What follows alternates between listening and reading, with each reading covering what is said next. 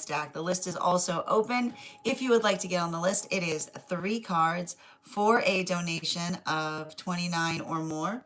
4 cards for a donation of a 23 or more for my subscribers. Links in my bio. Please keep in mind, there are 3 things I do not read for across these apps: pregnancy, medical, and legal. Happy to give insight on anything in a private read, and you can book private reads on my site. We're also doing 2 giveaways today. The first reading giveaway we're going to be doing is a reading giveaway when we get to 50K likes, so make sure you're tapping that screen. We'll get to 50K in no time. The other reading giveaway we're doing today is a reading giveaway for the highest gifter between now and the conclusion of the Daily Collective read. So I wish you a lot of luck if you're participating in that giveaway as well. But first and foremost, before we get started today, scale of 1 to 10, how are we doing in this energy? We're gonna talk a bit about it. The energy right now, it's a little wacky. The energy right now is a bit of wacky, and it's okay. We can navigate a little bit of wacky energy, but we're going to talk a little bit as to why the energy is feeling a little wacky. First and foremost, you have to recognize, I'm going to keep on talking about this. We came out of a very intense full moon. And this is just to show you that a lot of the energy we're experiencing right now, it's not entirely due to that shift into the Capricorn full moon in Cancer season. I'm just going to tell you, this is a type of energy where a lot of old wounds may feel like they're coming up to the surface.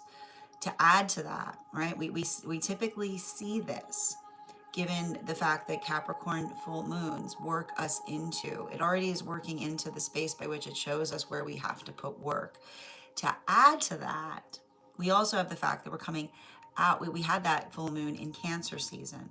So this can talk very deeply into working through the realm of the emotions. And if that wasn't enough, we also recognize that almost exactly at the same time that we had that full moon coming through, we also had a couple of different things that were happening almost immediately surrounding the full moon.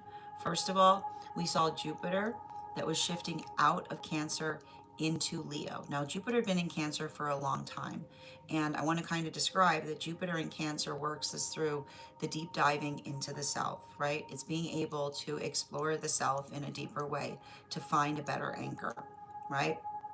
And Jupiter into Leo talks about the strength, right? Feeling the energetic fortitude of recognizing or identifying stabilizing positions. But it's not easy, because to add to that, on top of all of that energy, we also had Mercury go into retrograde. And I was kind of bringing this up.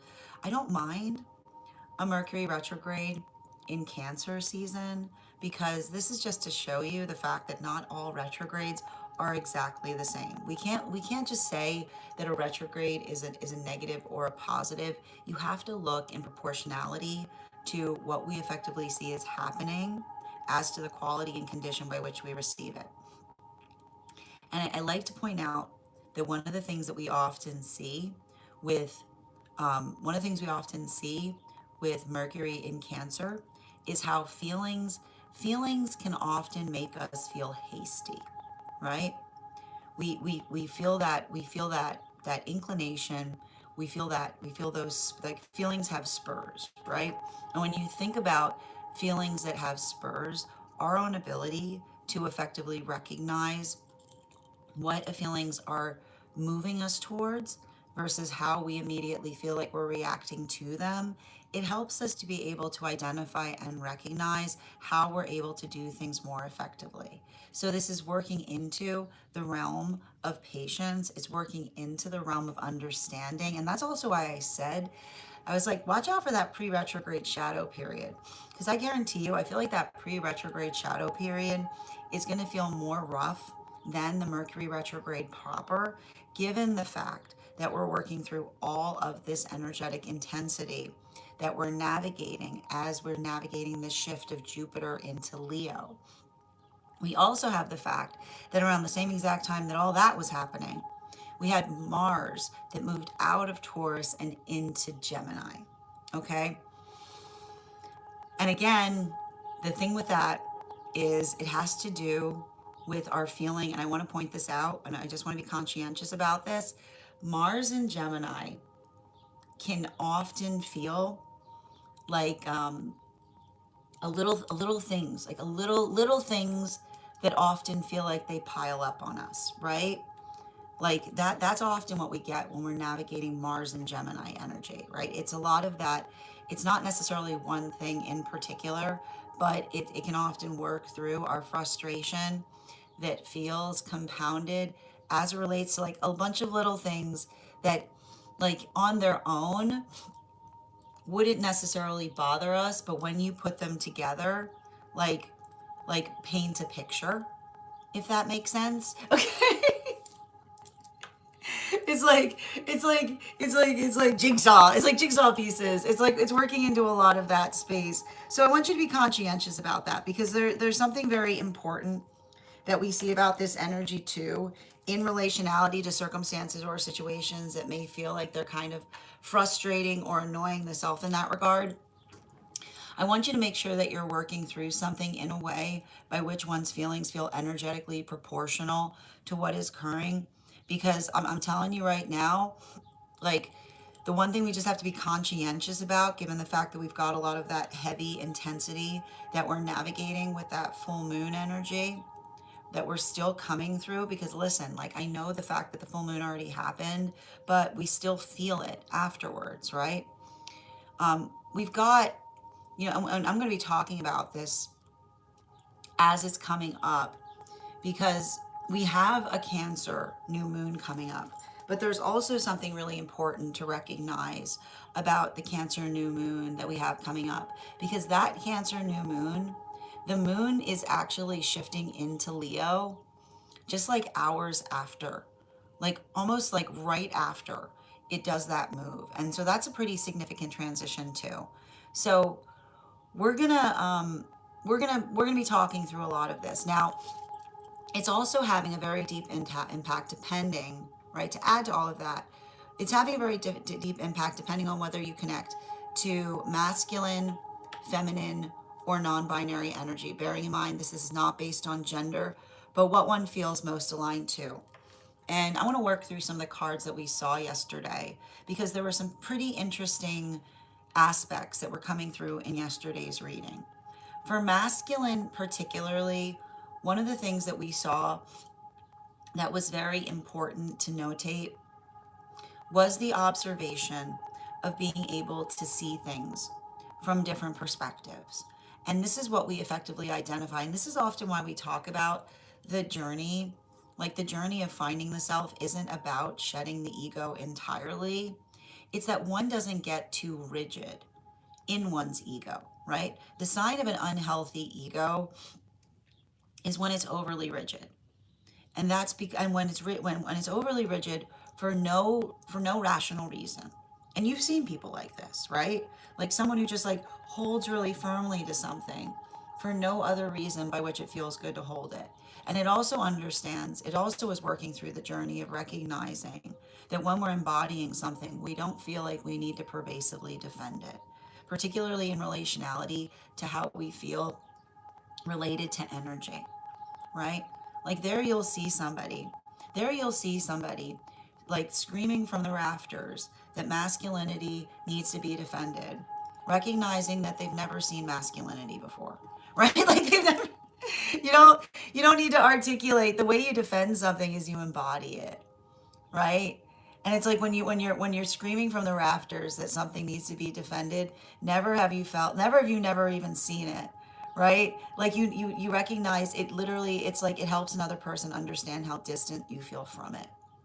So that's why we see that there's potentially a lot of healthy masculine energy that's feeling very working through a lot of feelings. Because what often happens in experiences like this is, and I have to describe it, it's happening energetically, right? That when those that are working from a state of compassion, right? Feeling like one has to carry the weight of something, but also feeling the additional burden of having to navigate the misperception that often occurs in the framework of those that are not energetically carrying the mantle effectively, right? Like these are mantle issues. And the thing about it is every time, and this is what we recognize that often happens for those who are masculine embodied, right? Every time someone articulates and carries the masculine energy into something by which another person is hurt by it, then that is an additional thorn in the side of the healthy masculine that's trying to embody what it takes to do something in a positive way, right? This is often why we see that the masculine journey of healing feels like one of carrying additional weight, because not only are you trying, right? It's like not only are you trying to pave the way and do something differently, but at the same time you're carrying the energetic burden of those who would much rather cruise through things, right? Most rather take advantage or move into the aspect of hurting others, and often feeling, right? Often feeling a lot of that pain that others carry with it, right? Being able to identify the cause of it, but in the space by which, right, in the only way that you can effectively show another that you're in a space of authenticity is in the context by which you yourself are able to have the modality of being able to effectively embody that journey. So it's very hard because it's not about convincing, it's about embodying, but also it almost requires one to kind of find this like point of invincibility in relationality to having to navigate others' misperceptions of you as you work through that journey. It's not easy. Now, this brings us to the feminine energy. And for the feminine energy right now, it was very interesting because for the feminine energy, and I really thought it was very fascinating to observe the first pillar that we were identifying in the feminine reading. And again, if you'd like to see that full spread, you can head over to my profile. And over on my profile, not my profile, you can over to my stack, and over on the stack, you'll find the photo of the spread. But the first pillar was effectively the Tower card with the Hermit card and the Five of Pentacles. And it was kind of speaking upon the fact that, like, the Five of Pentacles over the Hermit card is like it's no big deal. Like that's literally that's like the Five of Pentacles is like the crown of the Hermit card, right? Because when you think about that, it's like the Hermit card, like working, like when you're working into what you know is the right thing to do, it often feels like you're moving through the unknown, right? And it often feels like the observation of being able to articulate to others, right? This is why we say, like, in the journey of understanding the self, we have to make friends with our abandonment wound, because as one sheds likability and works to what you know is energetically right, it's going to bring up feelings, right? It's going to bring up feelings as it relates to those that are working into the context of trying to be more energetically appealing. But what we understand is when we're working into appeal, right? Like, healing is not about appealing, right? Healing and appealing are not the same things. And when we're doing something in a healing way, we have to be comfortable with the fact that it might not be appealing to everybody.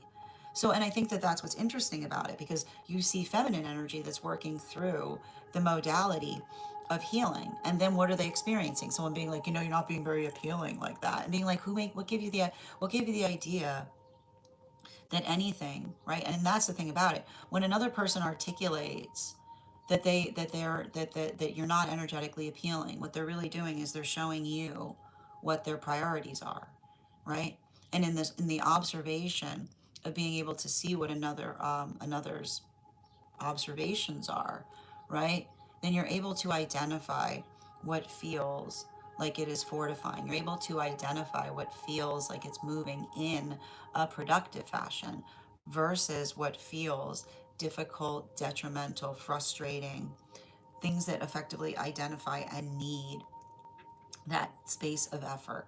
So I feel like this is a time for a lot of the feminine energy that's building into the pathwork of endurance. And it is kind of like, I want to describe this as it's a lot of that kind of like moving forward moving forward through strong wind energy to a certain extent. Now let's talk a little bit about what we're seeing with non-binary energy. Non-binary energy yesterday, the thing that was very intriguing about non-binaries read had to do in the observation of, and I want to point out something that was really beautiful in yesterday's reading, because typically you'll recall that I usually draw into 3 different decks when I'm reading. And yesterday, one of the cards that came up in feminine actually fell out of another deck. And that was effectively, it was effectively the 8 of Cups in its upright. So what do we see with that 8 of Cups in its upright? The 8 of Cups in its upright, centralized in the feminine read, is working into the conversation that articulates that nobody gets to dictate what feminine is except feminine, right? And often what happens, right? This is often what happens on the journey of feminine. Those that try to articulate that they're trying to protect feminine, but what they're really trying to do is dictate, right? Like that is effectively the core wound that often happens with feminine energy. Someone that articulates the fact that they're doing something to protect feminine, but all they energetically aspire to do is actually dictate upon what feminine should do or what feminine should be. So, with that recognition, it's that observation that is effectively fortifying non binary energy, right? Because it's a quality and condition by which when you take that imperative and you apply it to different things, it allows you to be able to see correctly, right? It's never correct. It's never okay to try to articulate and dictate what another, like what another's experience is. And you'll see people, right? What will you see? You'll see people under the false guise of protection, right? You'll see someone under the false guise of protection. And what are they actually trying to do? They're trying to dictate. And what does dictate mean? To be able to articulate upon what the conditions of something is. So that observation is what is fortifying a lot of that energy, because it's the specific quality and characteristic by which one is able to effectively attenuate and articulate upon what needs to energetically change, is the space by which you are able to be more observant, right? Being able to be observant on the quality and condition that those who are often attempting to dictate will masquerade and articulate upon the fact that they're protecting something. And that's the space by which the observation, right? Allowing for the conversation as to what feels energetically protective based upon another person's dictation. So we see that even in those qualities and characteristics, there's a lot of feelings and emotions that arise in that space, specifically and particularly because a lot of the energy has potentially carried a lot of trauma in experiences by which they've been hurt by others' dictations, right? It's the I know it's good for you that is often the shape of what hurts us the most. So, that observation of being able to work into healthy communication is what is energetically fortifying a lot of those conversations, but it's not easy, right? It's not easy because a lot of those energies are probably working observationally in terms of helping others see, right? The disparity between what feels like it's productive and communicative versus what we identify as the logical fallacy, right? The logical fallacy of someone trying to articulate what they aspire for something to be under the false guise of identifying the fact that they're energetically trying to protect it. Now, that is where we find all of the energy prior to beginning today's daily collective read. But if you'd like to find that full reading, you can find it over on the place where we keep the videos. You can also find it over on the place where we keep the photos. You can also find it as a podcast over on my spot at Tarot Church and over on my stack. I would also encourage you to head over to my stack to learn more about our next tarot class, which is going to be held on Thursday, July 16th at 6 p.m. 5:30 p.m. PST, 8:30 p.m. Eastern. We will be continuing our studies into the tarot with a focus on the 2 cards of the minor arcana. If you would like to become a part of that tarot class program, all you need to do is head on over to my stack and become a paid subscriber. Your paid subscription to my stack is your ticket of entry into our live classes each and every month. You will also, as a paid monthly subscriber, have access to over 9 hours worth of material in the Tarot Church Library class archive. Now, it's not necessary to catch up. I'll be doing my best to give you an update on everything we've studied prior to beginning that next class, but the material is there for you to receive as you're ready to receive it. You'll also have access to a one-on-one chat with me and the other students to ask any questions that you may have in relation to anything we've learned and studied thus far.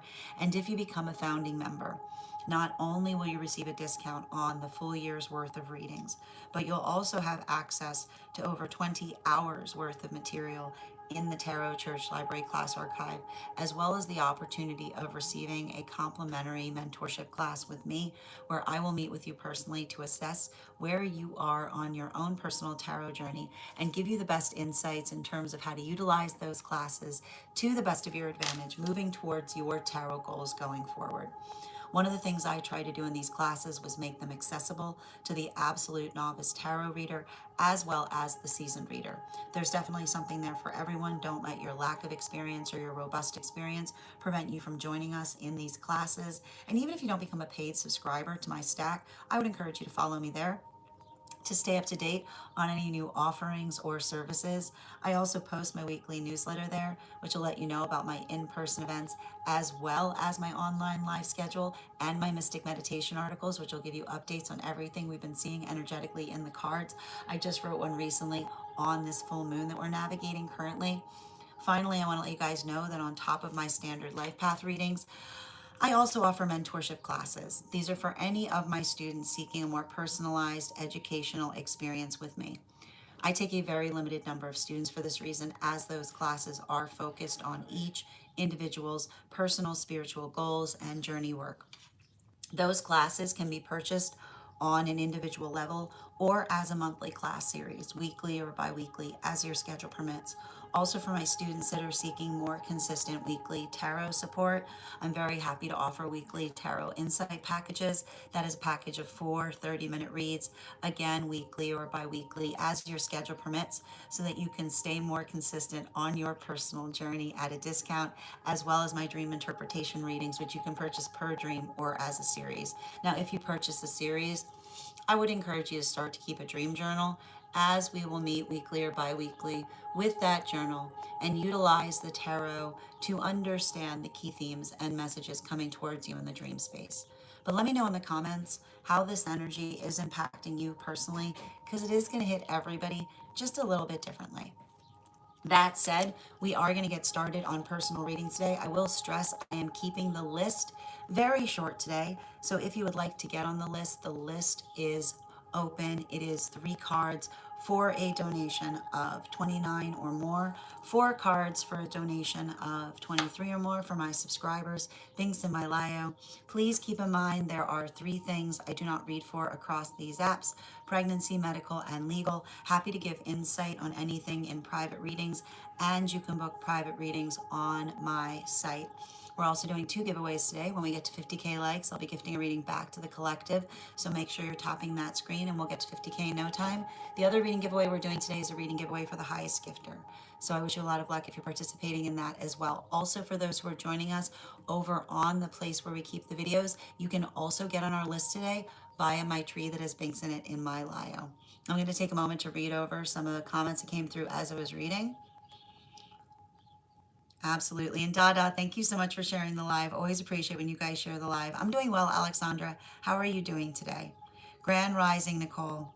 Good to see you, dear. And thank you, Bridget, for sharing the live. How are you feeling today, dear? I got you, Nicole. I'm adding you to the list right now. And you said that was from July. I got you. You will be read for once we complete the daily collective.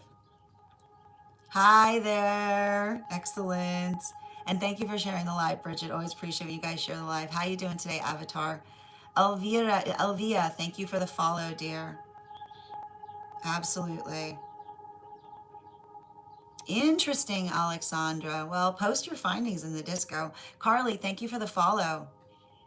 Oh, you changed the heart me. Thank you, Avatar. Is this a Virgo Mars thing? Yeah, that sounds like a Virgo Mars thing. Yep. I caught the message.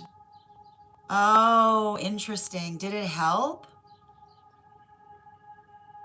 Oh, that's wild. Good to know. Interesting. Hi there, Chasing. Good to see you. Welcome, Ava. Good to see you as well. Yeah, I'm the same way, Bridget. I can't with that. I have the same problem. Mm-hmm. Yeah. Broken, I need to point out there's nothing forcing you to be here. So there's something really curious about the fact that you're staying here commenting about me. Like it's clear that there's something that you need here, you know? And I don't know why you're coming from that. Like where is that coming from? Who do I remind you of that you're trying to project it on me? Yeah.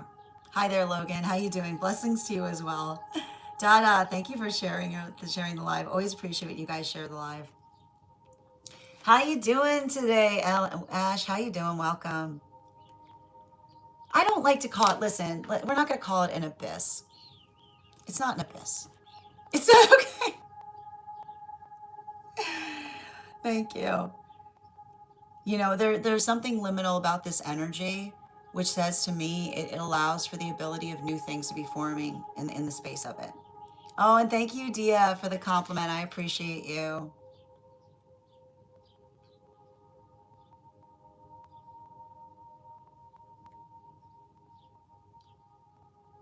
Okay,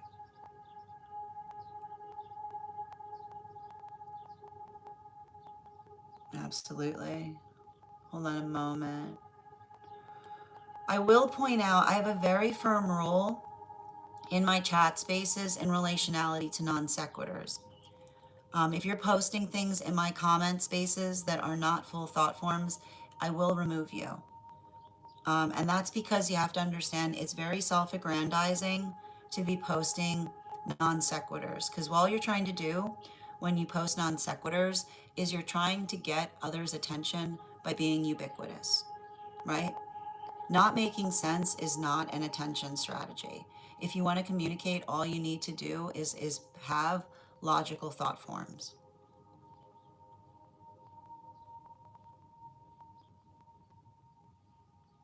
Absolutely. A non sequitur is posting something that is absurd and not relevant to anything that is being articulated and spoken about.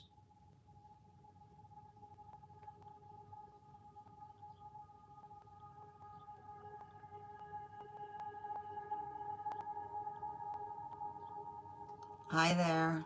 Welcome. How are you doing today? Excellent. Hi there. How are you doing today, Patty? Excellent.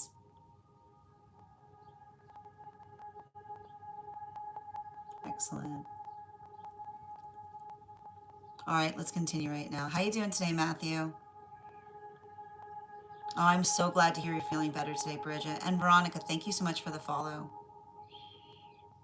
And thank you for those heart me's, dear.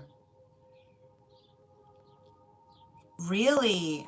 Oh, that's fascinating. Well, we can definitely draw cards on it, but again, if it's too triggering, I also understand if you just want to leave it as is. Yeah. Oh, thank you, Ryan. That's really kind of you to say. And Dr. Genuine, Grand Rising, how are you doing today? Excellent. How are you doing today, you today? If I'm ever saying your name incorrectly, by all means, please feel free to correct me. Happy Friday, Per. Good to see you. And again, thank you, Dada, for sharing the live. Excellent. All right, let's get started. So I will point out a couple of things. We're going to be keeping we're going to be keeping the collective list somewhat short today. So if you would like a reading, I would advise you to get on the list sooner rather than later because I will be closing the list early. I will be offline tomorrow. So if you'd like a reading sooner rather than later, please make sure to get on the list today. And also, when we're doing a giveaway when we get to 50K likes, so make sure you're tapping that screen. We will get to 50K in no time. And Giovanni, thank you for the follow as well.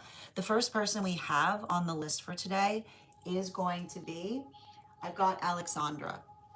Alexandra, if you're here, can you respond in all caps and let me know if we're doing a general reading or if you have a specific question you'd like me to answer? And if anybody else wants to get on the list today, you will be the second person read for once we complete the daily collective.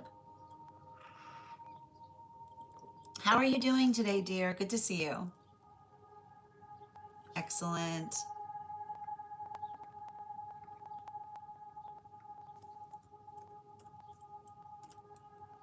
Oh, excellent. Wonderful.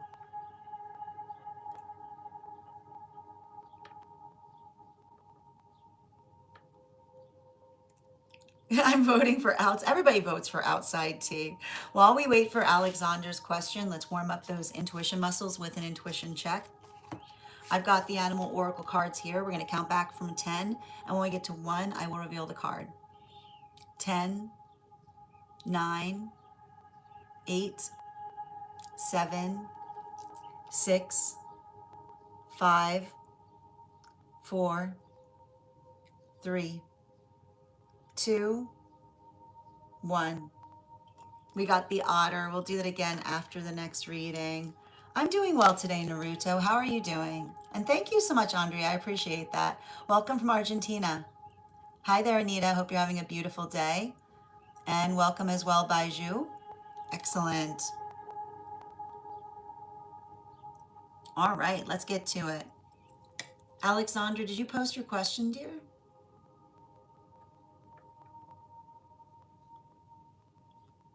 Hi there, Janae. How are you doing today? Excellent.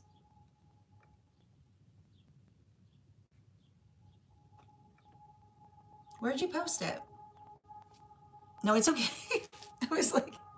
I was more worried that I didn't see it. I'm like, where? I'm like looking everywhere for it. I'm like, I don't see this reading.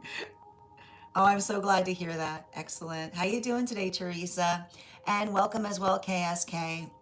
Just a reminder to those who are joining us over on the place where we keep the videos, you can also get on the list today via my tree that has links in it in my bio. Also, if you become a paid member, the amount that the basically the subscriber benefits that I've articulated are also inclusive to your membership, which means that you'll have a discount on readings as 4 cards for 23, as well as the opportunity of having a free 1 card each day. Absolutely.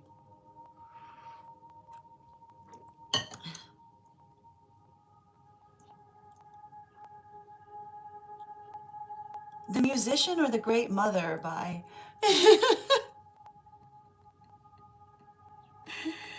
Absolutely. Welcome. And thank you for reposting, Janae. I appreciate you. Hi there, Tatiana.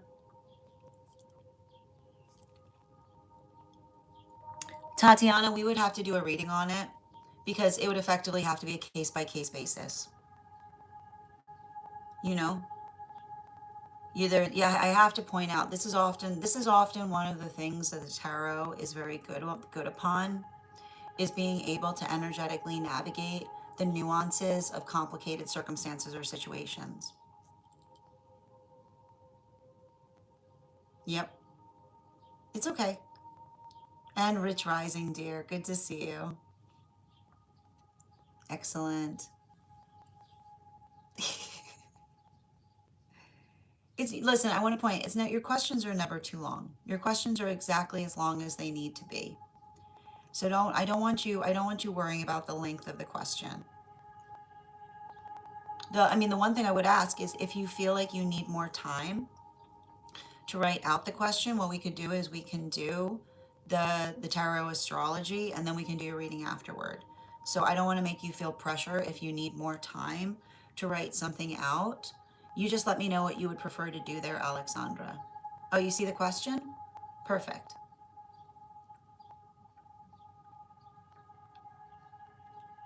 Where'd you post it? And thank you, Laura, for the follow. No, that was yesterday, Nikki. Yeah, Kath was first. Kath was first yesterday. Time isn't real. How you doing today, Candy? Oh, that's very kind of you, Laura. I appreciate that. Bridget, if you see the question, where is it? If it's posted, we'll do it now. It's up above. What does up above mean?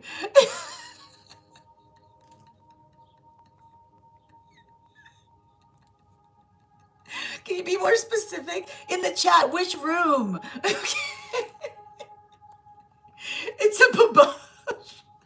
Oh. It's up above is my in this room. Oh, it's in this room. Oh, okay. I didn't know. I'm sitting here looking for it on the disco. Okay, help me help you guys. Okay. It's up above. Okay, 1 minute. I see it here. Okay, I see it now. Okay, we're good. We're good.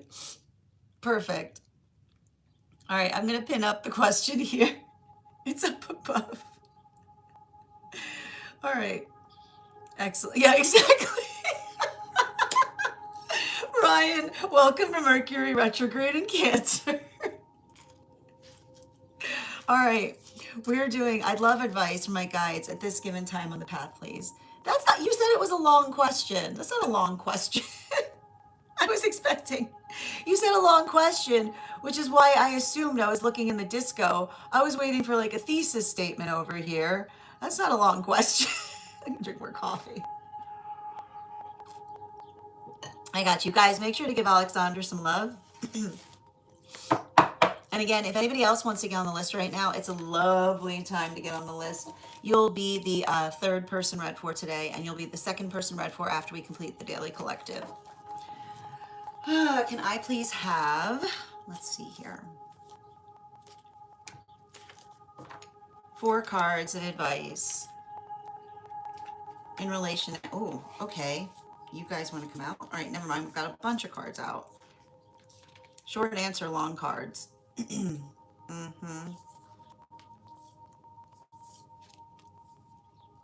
Mm.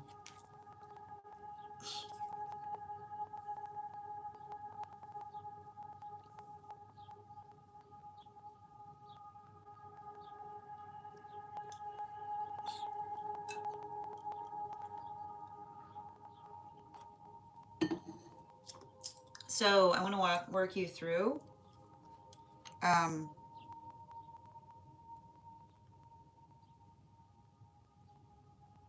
I want to work you through a little bit about what I'm seeing here. Specifically and particularly because a lot of what I'm seeing has to do with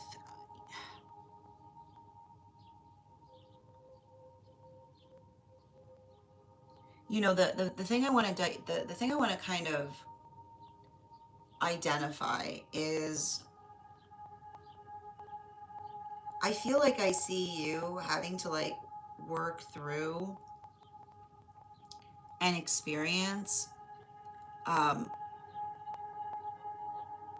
like the word I'm getting is impervious, right? And what do I identify when it comes through impervious? We don't talk enough about we don't talk enough about what the word impervious means because impervious has the word purview in it, right? And what often happens is when we're building into imperviability, what we're able to effectively identify and recognize is working through what we do and do not let bother us, right? Because there's going to be individuals, and I feel like this is what you might be noticing. It feels like there's a lot of individuals that are trying to get under your skin at this time, right? Like I wouldn't be surprised if you're kind of working through a bit of this energy that's trying to get under your skin. But I need to point this out.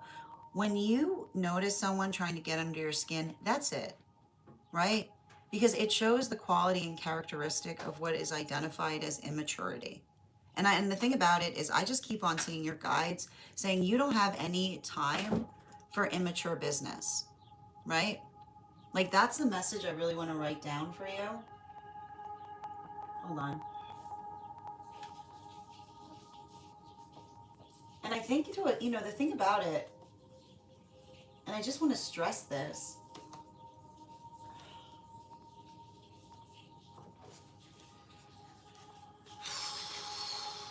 Hold on. Yeah, there it is.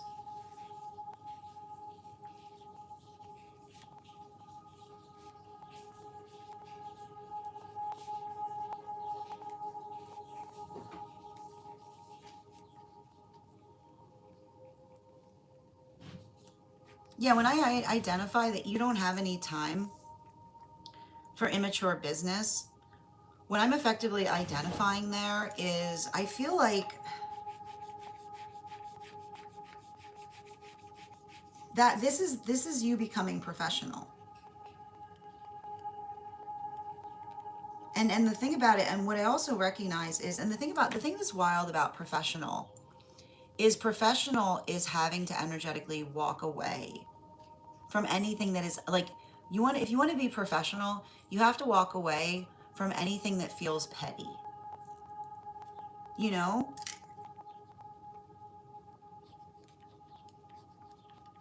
And that's what's hard about it, because I literally see, right? I see you kind of working into, like, I'll show you, like, I'm going to show you where you are right now, and I'm going to show you where a lot of energy around you is, because this is where I see you right now, right?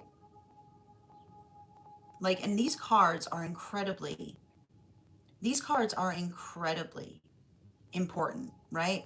Because this says, right, that when another person, like when another person sees you, right? When another person sees you working into the context of energetically doing things and trying to effectively, like, when another person sees you trying to move a mountain, whether they're effectively trying to energetically assist you or trip you up, tells you everything you need to know about the state or nature of that relationship, right? Tells you everything you need to know about the state or nature of that relationship. And I feel like you need to write that down, right? If you're in the middle of trying to move a mountain,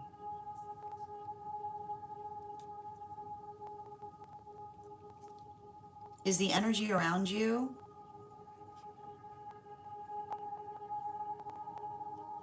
trying to help or trip you up?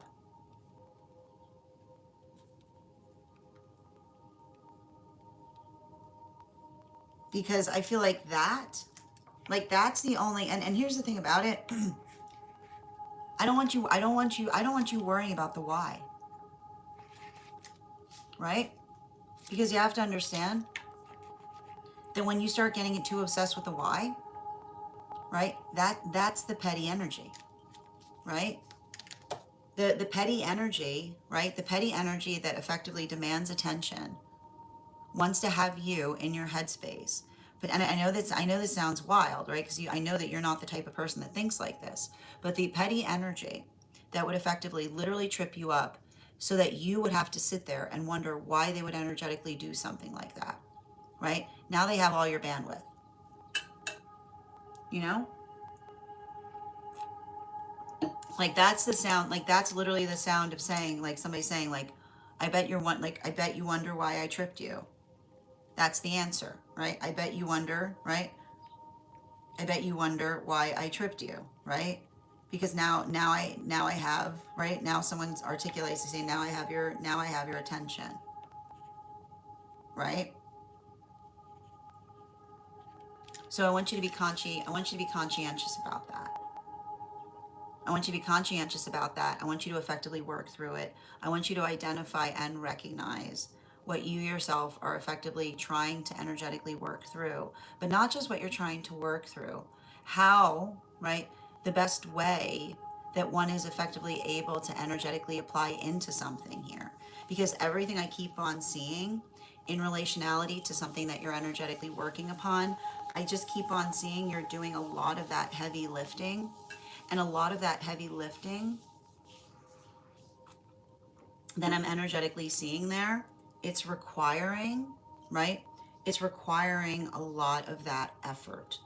So I want you to be conscientious about it. I want you to be patient with yourself. And more than anything, one of the things I'm also seeing here is identifying and recognizing the spaces or places by which you yourself are working to energetically build into something, because something about that energetic building process, I feel like this is you taking the time that's energetically necessary to do something that is absolutely extraordinary. Bottom of the deck on this reading, particularly and especially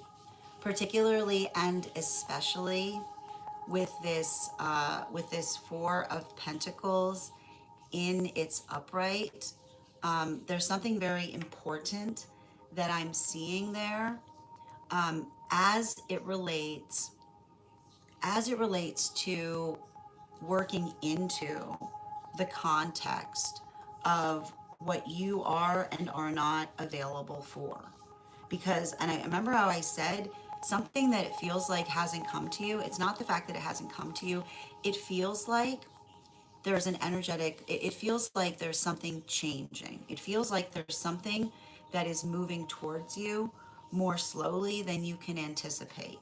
But I want to point out there's something about that slowness that feels energetically beneficial, because now is a good time for you to make sure that you're focusing on those manifestation goals, right? Focusing upon what feels most, I keep wondering, focusing upon what feels most fundamental, because I feel like there's a lot of big decisions that are coming for you, potentially in the realm of like the next 4 months, and your own ability to effectively attenuate or articulate upon those is what I see is occurring in relationality to you building a better shape into things, but not just in the space by which you're building a better shape into things, but this is you effectively laying the foundations of your future. Okay? How does it change your thinking right now if you say to yourself, what you're doing right now is going to have a big effect on where you're going to be 4 months from now, right? Build into those 4 months and see how that changes your perception. I want you to do like a 4 months, 4 weeks, 4 years. Thank you so much for having that reading with me. And if this message connected to you as well, it's very common for those who need these messages to be here to experience them. We are doing personal readings right now. If you would like to get on the list is open. It is 3 cards for a donation of 29 or more. 4 cards for a donation of 23 or more for my subscribers.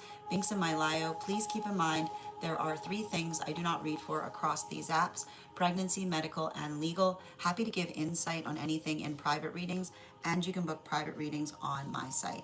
I'm going to take a moment to read over some of the comments that came through as I was reading. And Emmanuel, thank you so much for the follow. She changed her mind and wrote a short question. I shortened it. I got you, dear. Mm-hmm. Absolutely. How you doing today, Deep? Yeah, others perceiving what you do differently. Mm-hmm.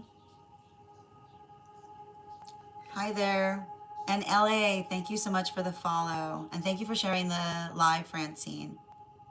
Hi there, Deep. We do 1 cards once we complete the personal readings for the day. So we'll be doing those later. We only give immediate 1 cards to those who immediately become super fans or paid members. Thank you, Jay, for those gifts. I appreciate you. Absolutely. Excellent. A monster, if you would like to get on the list, all you need to do is send the donation via my tree that is links in it in my bio. It's 3 cards for 29 for those who are non-subscribers. Thank you for those, Jules, Peter. I appreciate you. You're so welcome thank you for also receiving those messages, Dee. I'm doing well. How are you doing today? Drew, I need to point out you could be anywhere right now, but you're choosing to be here. So there's clearly something that you need here. I've got a very simple rule in the chat space. You have to be compassionate to those that are in it. That's me inclusive. Excellent. Absolutely. And thank you for becoming a super fan yesterday. When we get to the one card readings, you'll be able to have your free one card. All right, we are going to get started. I'm going to write these cards down for you, Alexandra, because I feel like they're important. So just bear with me.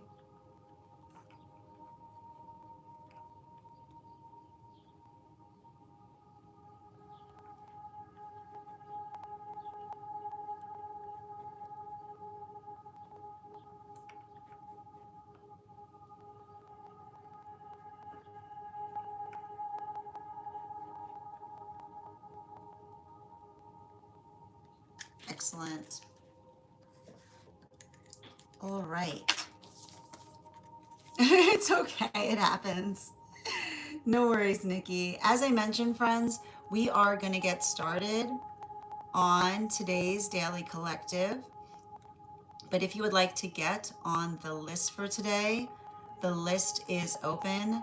As always, it is 3 cards for a donation of 29 or more, 4 cards for a donation of 23 or more for my subscribers. Links in my bio. Please keep in mind there are 3 things I do not read for across these apps: pregnancy, medical, and legal. Happy to give insight on anything in private readings, and you can book private readings on my site. One moment. We're also doing 2 giveaways today. Our first reading giveaway is going to be a reading giveaway for the highest gifter between now and the conclusion of the daily collective read. The other reading giveaway we're doing is a reading giveaway when we get to 50K likes. So make sure that you're tapping that screen, and we will get to 50K in no time. Prior to beginning today's daily collective, we are going to be warming up those intuition muscles with an intuition check. I've got the animal oracle cards here. We're going to count back from 10, and when we get to 1, I will reveal the card. 10, 9, 8, 7, 6, 5, 4, 3, 2, 1. We got the bear. We'll do that again after the next reading. And if you guys could do me a favor and share this live, I would appreciate it. Make sure anyone who would like to catch this reading live is here to receive it. That said, no better time than the present. Why don't we get started? Welcome, everyone. Happy Friday. I'm the Grace Strega, and I'm here to give you your daily collective read for today, Friday, July 3rd, 2026. We are going to be doing our tarot astrology today. We're going to be going through all of the signs. We're going to be starting our tarot astrology today with Aries. Aries, sun, moon, and rising. What do we have coming up for you right now? Can I please get those cards?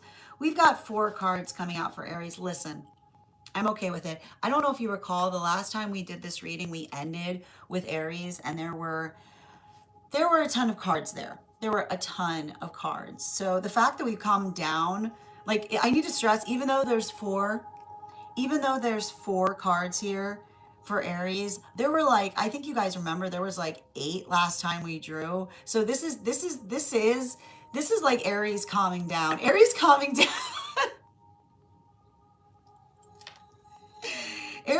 Here's the thing about it, though.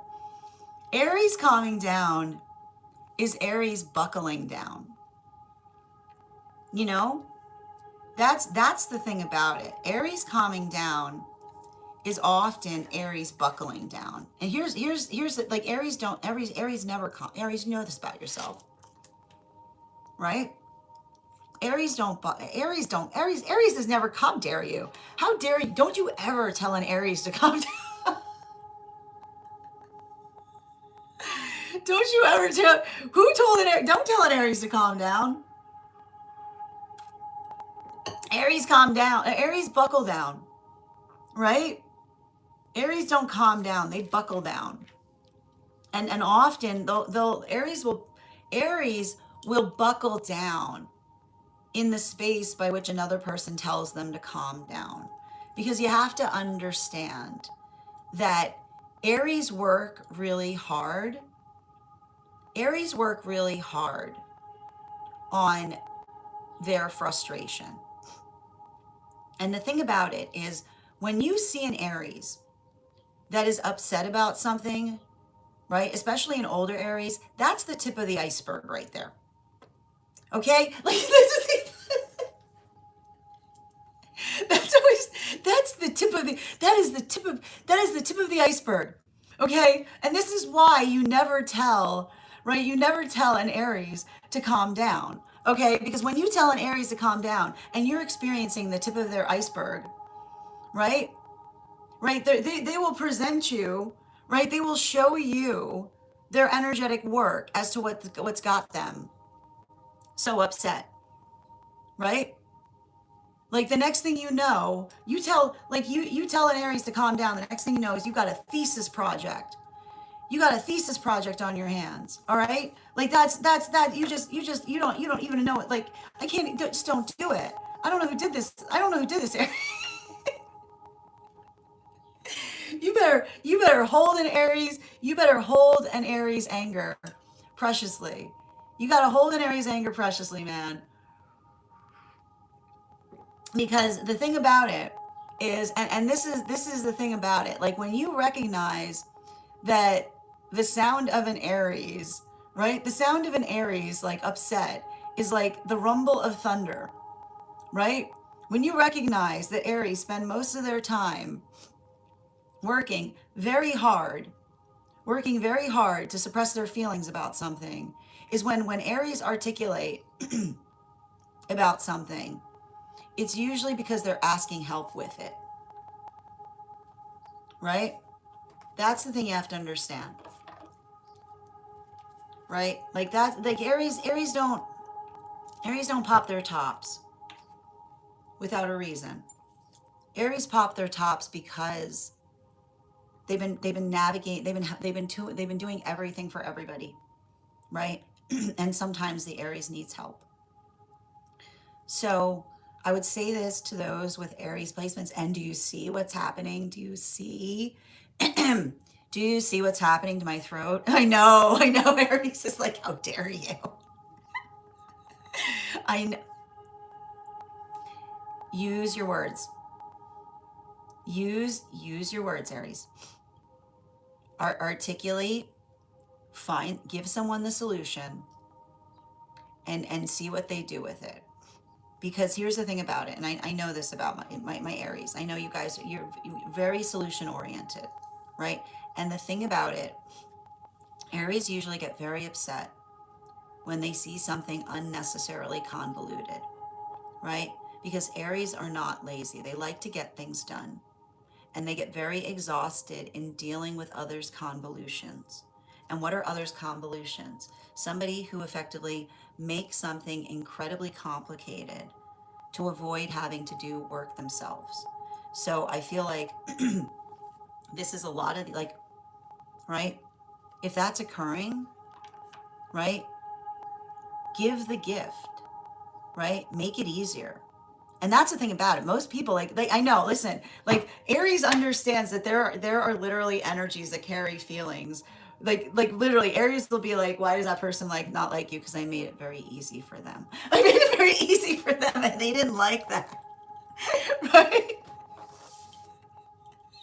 Aries often, I know, make it make sense. Aries, I know sometimes you've made enemies because you've just made something too easy for someone and you've helped them see, right? The energy doesn't like to see when they're standing in their own way. I know.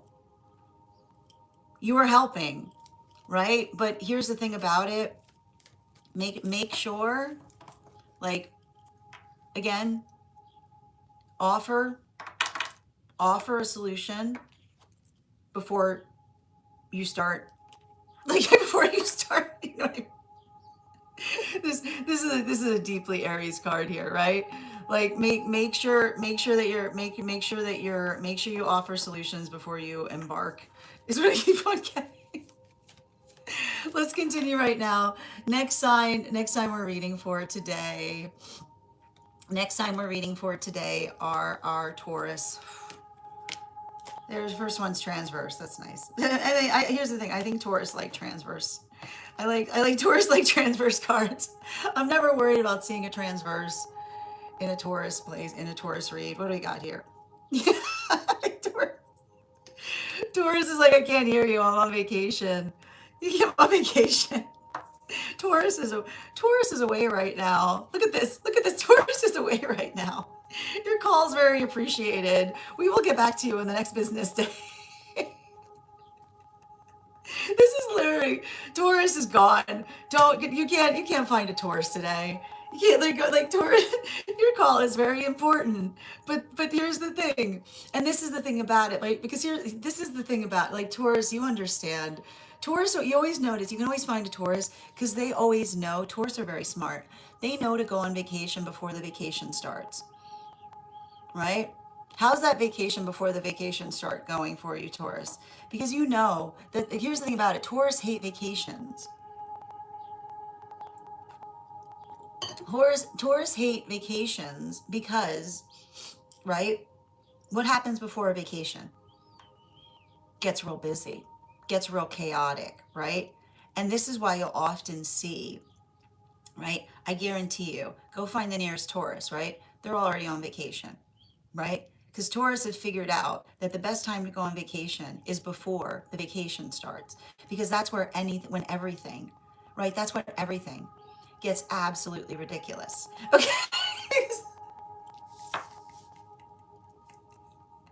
So I feel like this is literally right. This is literally the Taurus. Like I can't even. It's funny part is I can't even read. Like I can't even read for Taurus right now because that is how checked out Taurus. Goodbye, goodbye. You know, when will I see you? Never, never, like never. All right, bottom of the deck because you have to understand. Like you have to understand. And Taurus, I know you understand this. Um, Vacation fever, right? When I say like Taurus like rest, they don't like vacation fever, right? Which is the fevered state, right? The fevered state everybody gets into before a vacation, right? That fevered frenzy that everyone gets into before a vacation starts. Like that is literally, this is why you see Taurus that hate holidays, right? Because it's all of that, it's the lead up that sometimes, right? And this is the thing about, you have to understand, okay? And I know when I say this to a Taurus, there's nothing within a Taurus that is going to understand this. What you experience as stress, others experience as delight. I know. I know you've never felt stressful delight in your life, but like excitement, right? Taurus carry excitement differently. And like the excitement that effectively is navigated in the identification of energetically coming into a restive state, right? Is antithetical to the quietude that often Taurus has to anticipate. And the thing about it, you have to understand that Taurus actually sometimes carry, right? This is wild. Taurus actually carry a lot of trauma in the lead up to pleasant experiences, right? Because what often happens is in the space by which everybody gets excited, Taurus often feel a lot of anxiety, right? So it can sometimes be it gets better for Taurus when they're able to effectively articulate that they get like the preparation and energy creates anxiety within the self. So if you're in kind of in this modality, and this is why you see Taurus will prepare for things weeks ahead of time for this reason. So make sure, like, make sure that you're articulating, right? If you're having conflicts with others about that, have conversations about helping them understand how you healthy plan, right? Because it's very similar to what I saw with Aries. Understand, just because another person does something different from you, it might be because they derive joy from doing it that way. Continuing to get clarification, the next sign we're reading for today are our Geminis. Exactly. Gemini, sun, moon, and rising. What do we got here? Oh, Fool card in its upright, in combination with our Hangman in its reversal. Oh, a hidden card here. Everybody's got extra cards right now. For look at this. Look at this. What is this? What's going on here, Gemini? What are you doing? Why is this here? I'm sorry. I feel like very inclined to do this right now because it's like it feels to me like there's some kind of Jack in the Box energy. This is the thing about it. Like, listen, this is why Geminis and Taurus sometimes don't get along. Okay? Because Geminis absolutely delight. Geminis absolutely delight in surprises. You know, like that's the thing about it. And the thing about it is, and the thing about it with like, this often happens with Geminis in relationality to doing something that one finds energetically delightful, right? Is it's delightful if another person receives it as delightful, right?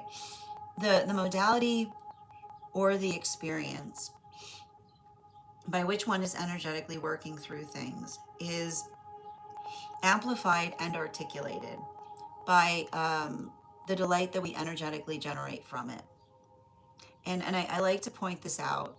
Geminis absolutely, and they're interesting because Geminis are very similar to Aries in this way, okay? Geminis understand. Geminis understand that it's not okay. It's not okay to make a joke at another person's expense, right? Because here's the thing, it's not ha ha ha if another person is sobbing. You know, and here's the thing about it, and you'll often notice this with Geminis. Geminis are very, very funny, right? But never to the point by which they would, a Gemini would never do a ha ha ha that would energetically create a sob in another, right? Because that's not humor, right? That is cruelty. And there are those that like, and here's the thing about it, Geminis are very, very protective over the feeling of delight, right? And you will see this, right? And I always talk about this. Be wary of when a sign has to become another sign, because there's sometimes when a signs will fall into other signs when they feel like it must be done. And I'll tell you right now, a Gemini will turn into an Aries so quickly, right? And what will make it a Gemini? What will make a Gemini turn into an Aries so quickly, right? That Gemini will turn into an Aries so quick. The minute they see somebody, right? The minute they identify someone who thinks it's funny, right? Who thinks it's funny to take jest at another person's pain, right? At another person's misery, right?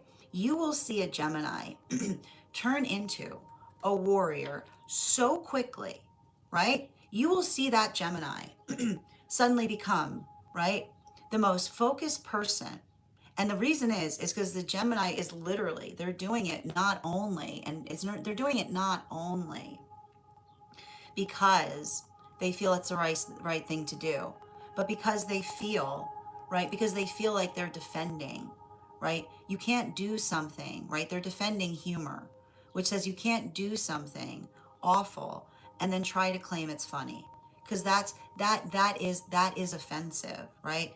That is offensive to the spirit of joy, right? Like that's the thing about it. It's like it cuts Geminis to the core because it cuts them twice. Bottom of the deck. Yeah, right? And then you'll see what is usually happening in those moments, right? You'll see Gemini getting real good at a taste of their own medicine, right? Like there's there's Gemini. There's Gemini like working into that. And so but here's the thing about it, right? And I'll put it this way, right? Make sure that you're articulating, like Geminis, if you're in that modality, make sure that you're articulating to another, right? Like make sure that you're articulating to another exactly why, right? And I like to point this out. Yeah, I mean, I feel like when I see something like that, it's like it's working through the feelings that Gemini has in relationality to that, and explaining that. Like make sure that you explain that to another person, right? Having those conversations. All right, continuing right now into our Cancer energy. 3 cards for Cancer. Mm-mm-mm. We've got the 6 of Wands in its upright, the 5 of Swords in its reversal,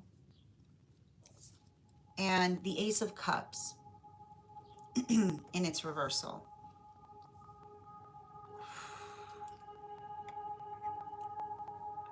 This feels like a Cancer setting the record straight on something. This type of energy, and here's the thing about it, Cancers like setting the record straight.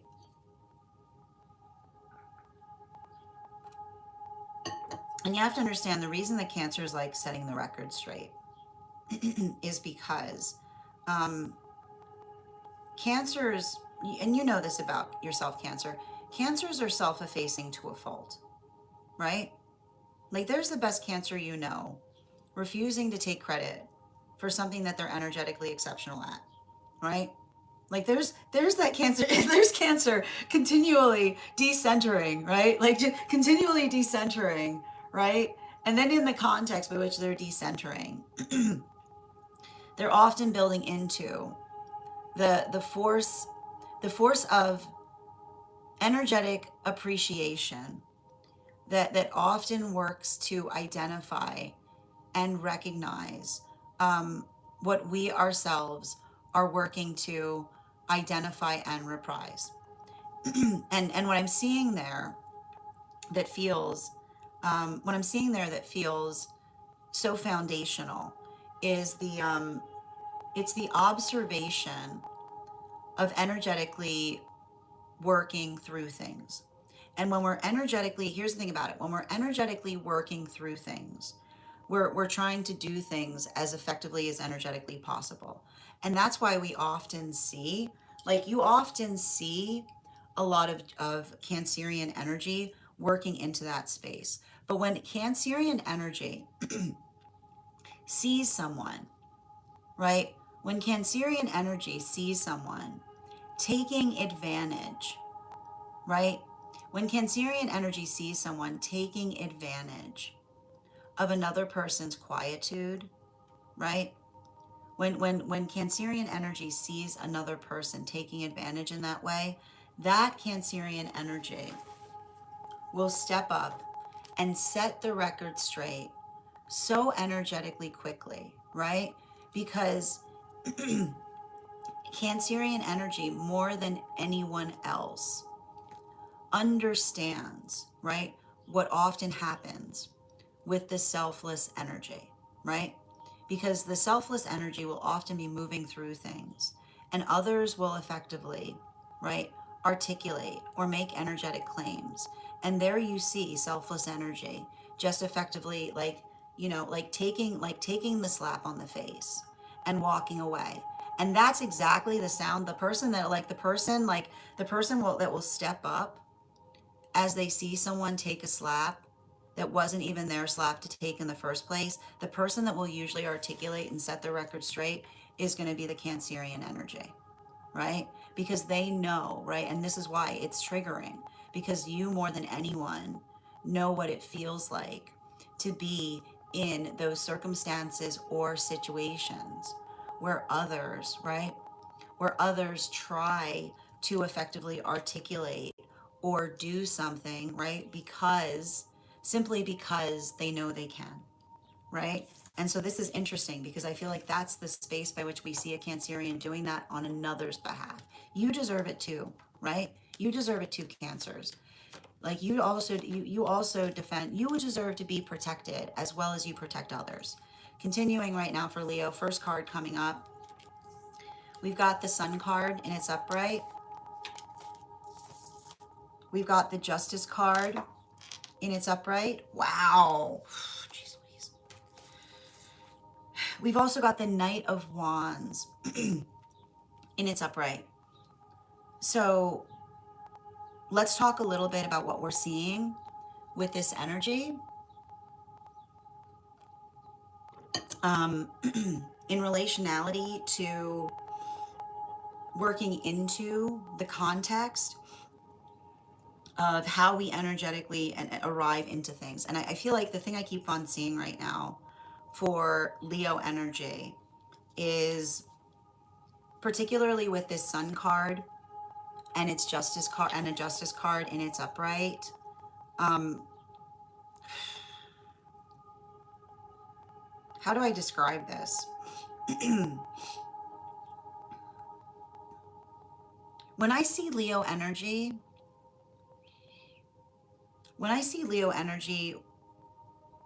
working into this context, it often feels, and I want to describe this as well with this Knight of Wands and its reversal. I feel like there's a little bit of this energy, what we're potentially experiencing, particularly for Leo right now, that feels a bit like, and Leos, when I say this, you understand this, the only way out is through, right?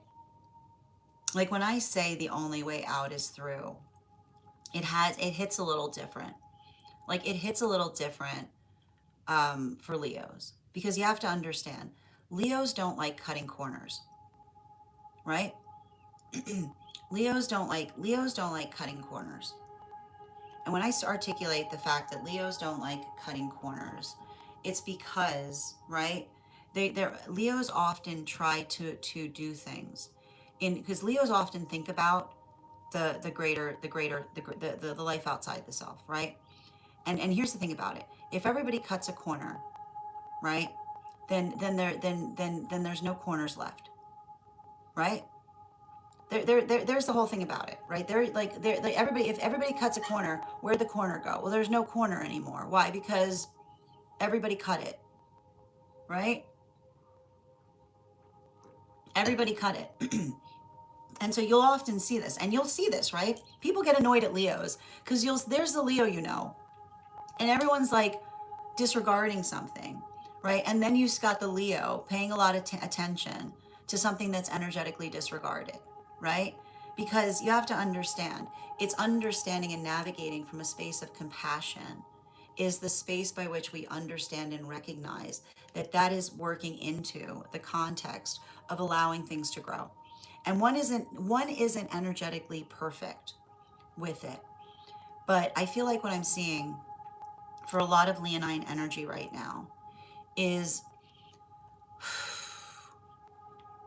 feeling like that. Like I feel like there's this like one point, there's like a little point in the like it's right here. It's fine. So it's like it's not even it's like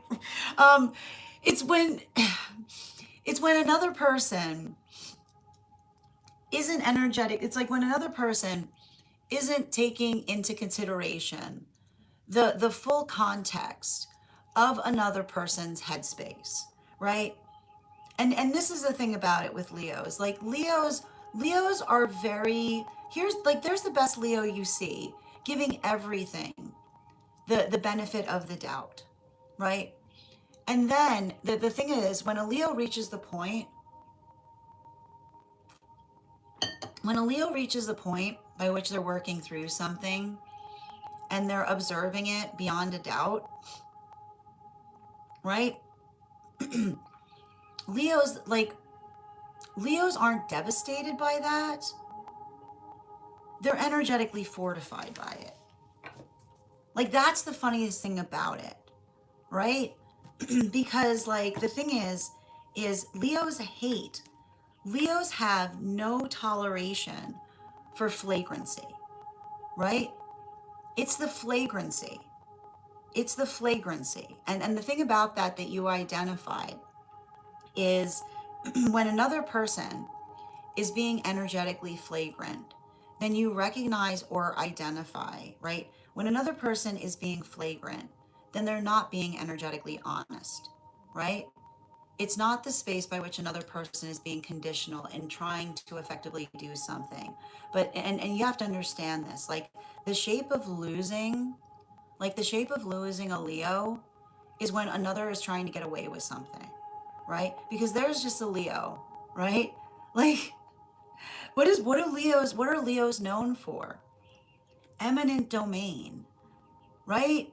Like, look at every story about a Leo that says everything you see, right? Like, literally, one of the big stories about a lion goes, everything you see, everything you can see is yours, which is the sound of responsibility, which says the observation of being able to see things, right? What you choose to do with that sight helps inform others about it.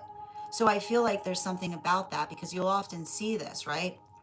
A lot of the work that we see that Leos go through is the observation of having to navigate, right? The gift of sight, which is the observation of articulating to another, right? This is often the space by which a Leo is like literally just watching something happen before their eyes and they feel like the deep depression point and being like, yeah, no, they think I don't see it. Right? They think I don't, no, they don't, no, it's, I know, no, it's flagrant. No, they think, they think I like observe what they think I don't see, right? And that, like, that is the heartbreaking point to those that are on leonine journeys, right? Like, observe what they think I don't energetically see. If you're going through that right now, Leo, I want you to understand your sight is blessed, right? It's heavy because you have the strength to carry it. Continuing right now for Leos, we're moving on to our Virgos. 3 cards, that's not 3. Virgos, what's with all these cards? Oh my gosh. Oh my God. Virgos, these are all the cards. These are all the cards I saw Aries have the other day. What's happening here? Okay, what do we got? Empress in its reversal. 9 of Cups in its upright. King of Wands in its reversal. Temperance card in its reversal.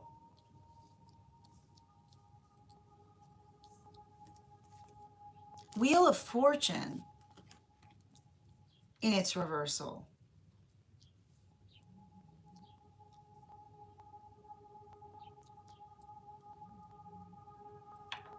Um,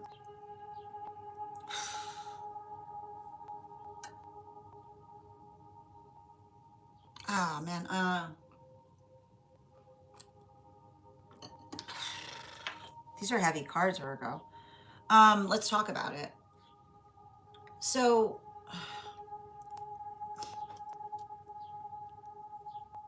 there's something I'm seeing um, that I'm identifying here, and I think, like, I need to point this out. And it's interesting too because I feel like Virgos, you got to give yourself a little bit of compassion, is what I'm identifying, okay? Because when you are trying to do everything for everyone, right? Like, I see a Virgo doing their best to try to navigate obligations, and this is all I'm gonna say. Um, this is all I'm gonna say for those with Virgo placements that might be experiencing this. You know, when another person sees you trying to, this is very similar to a reading I gave earlier.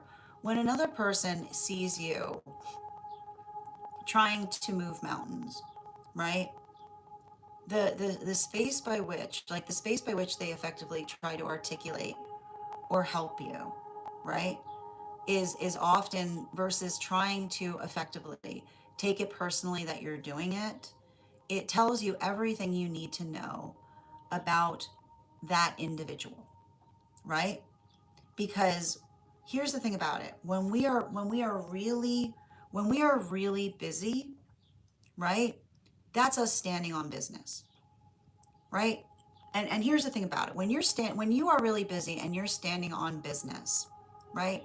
How another person addresses you as you're standing on business tells you everything you need to know about what it is, right? What it is that they're energetically seeking, right? And here's the thing about it. There are energies around. I mean, I wish I could say that we lived in a space by which everybody had an energetic purpose, but there are those who try to build relationship built solely on distraction, right? And what happens in that space is when another person is trying to build a diversive, right? Build diversively, then it often is it's paying attention to the fact of the difference between someone who's looking for things to do with their energy rather than working into the context of trying to utilize energy effectively, right? You're never going to be you're never going to be on the same page with energy like that. And that's okay, right? Because you're going to see conflicts arrive. And what is the conflict going to be? Right?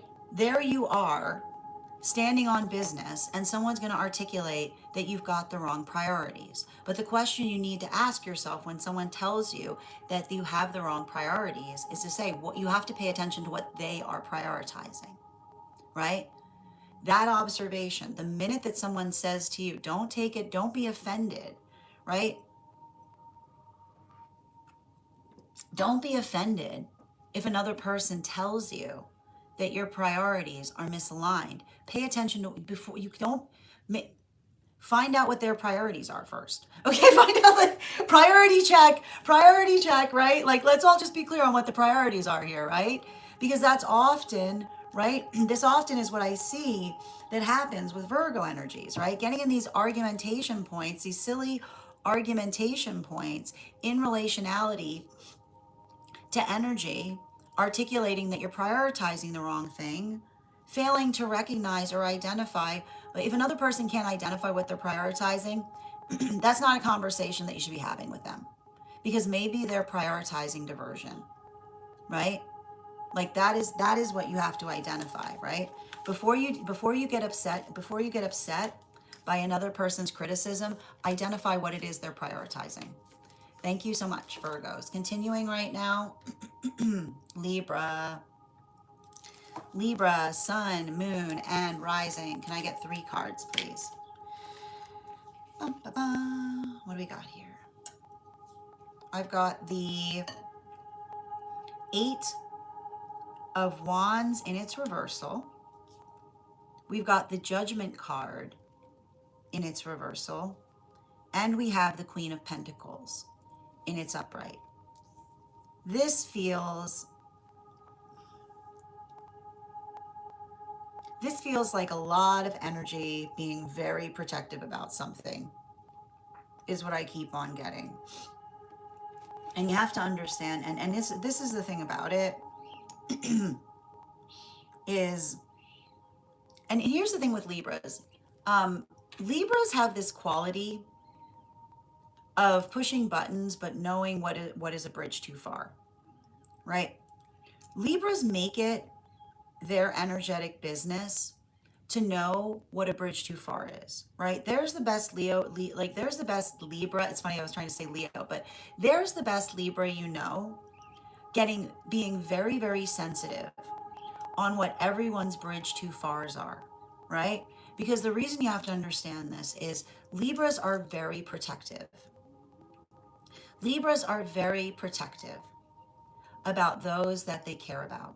And one of the first things that a Libra learns, right, on their journey, because they're Libras, Libras are very energetically attentive. Libras are very attenuated to being able to recognize another person's quality or ability to try, right? There you see poor Libras constantly seeing everybody around them trying things. Okay, trying things. Like there's Libra being like trying. What's everybody trying to do? Right? What's everybody trying to do in here? Right? Libras don't walk in a room. Libras don't walk in a room saying, "How you doing?" Right? Libras walk in a room and they just see, they're like, "What's everybody trying to do in here?" Right? What's everybody trying to do in here? What are you trying to do? Okay? And the thing is, because what you're trying to do tells everything about who you are, right? And that's why you'll see Libras that will literally just move away from somebody, because when Libras see somebody trying to get under another person's skin, that is the Libra's, like that is, because you have to understand that for Libra energy is perpetually protective of the skin of everybody that they care about, which is always understanding and navigating a sensitivity point, because Libras understand that sometimes it doesn't take much weight to upset a balance, right? It doesn't take much weight to upset a balance. Sometimes the worst thing you can do is knowing another person's vulnerability and putting pressure there, right?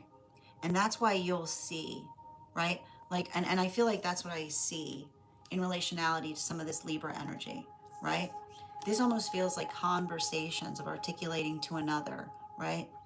Like, I see you. I almost see like Libras going, I see you, trying to commodify a vulnerability, right?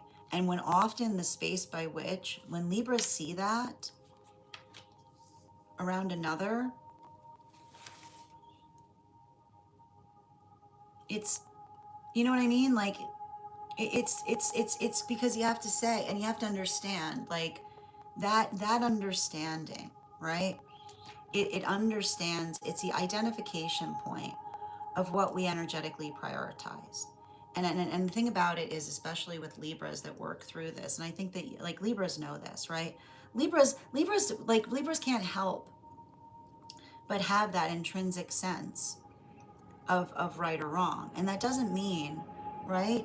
That doesn't mean that for Libras, there aren't moments or opportunities by which they recognize that they were thinking about something in a different way. But it's all about, right? It's about that state or nature of understanding, right? And this is often what's energetically devastating, right? For Libras, is observing, right? Sometimes like, you know, like Libras sometimes try to work through, and Libra, like you'll often notice this. This is why sometimes Libras will be the one to ask an awkward question, because it's the modality or the consideration that identifies, that says, you know, if you've got a logical reason for doing something, then it's something that stands a healthy conversation, right? And this is why like Libras don't stay around for anything that's none of your business, because Libras are always like, everything's my business, right? Like Libras are like in the, like they're like that is, it's very convenient, right? When somebody is trying to grow ubiquitous on a Libra, because it's the space by which they say like they're not inclined to talk about it. And the Libra's like, well, is that because you're not doing it for the right reasons? Right? There it is. Continuing to get clarification. Next time we're reading for right now, Scorpio, sun, moon, and rising. We've got the Seven of Swords in its upright, the Seven of Pentacles in its upright, and the Three of Swords in its upright. That's a lot of seven energy. That's a lot of seven energy right now for Scorpio, which I don't necessarily mind. But the thing you have to understand, right? Like the one thing I want to identify that we often see with those with scorpionic placements is Scorpios don't come into anything by luck, right? And Scorpios get very, I need to point this out, right? Scorpios will detest when you try to say to them, "Oh, you're lucky," right? Because Scorpios will be like, "Where's this luck? I've yet to, with the luck that everybody's talking about, please enter the room." Right? Like that's what Scorpios say. Like, will will the luck that everybody's articulating, please enter the room, right? Because there's nothing around a Scorpio that's built on luck, right? Like Scorpios often feel the space by which they've made the bet. Like, what is luck beyond making the best out of a bad opportunity repeatedly, right? Like that's how Scorpios see luck. Being like, there's no luck here. Oh, the luck? Oh, you mean taking, you know, doing what one must out of a like a bad situation and trying to find opportunity. Like that's often the environment by which Scorpios exist, which is why Scorpios get very, very sensitive when others try to articulate, right, that there's something related to scorpionic energy that's built upon entitlement, right? Because and that's why you'll often see, as soon as somebody tries to articulate to a Scorpio upon the fact that something is luck, they'll pull out a ledger, right? Like scorpionic luck is a ledger. They will pull the book out on somebody, right? You will pull the book out on someone so quick and be like, "Can you please show me where this luck is that I keep on hearing about?" Because it's the observation or the understanding of being able to energetically recognize the fact that Scorpio hasn't come into anything via luck, right? That's every situation. Like here's like look at this. Like this is Scorpios in every situation, right? Navigating circumstances that feel, right? Like that's underdog energy, right? That's doing the best that one can and then trying to effectively grow something. And that's why it really hurts Scorpio energy when others try to articulate that something came to them easily or by some virtue of opportunity, right?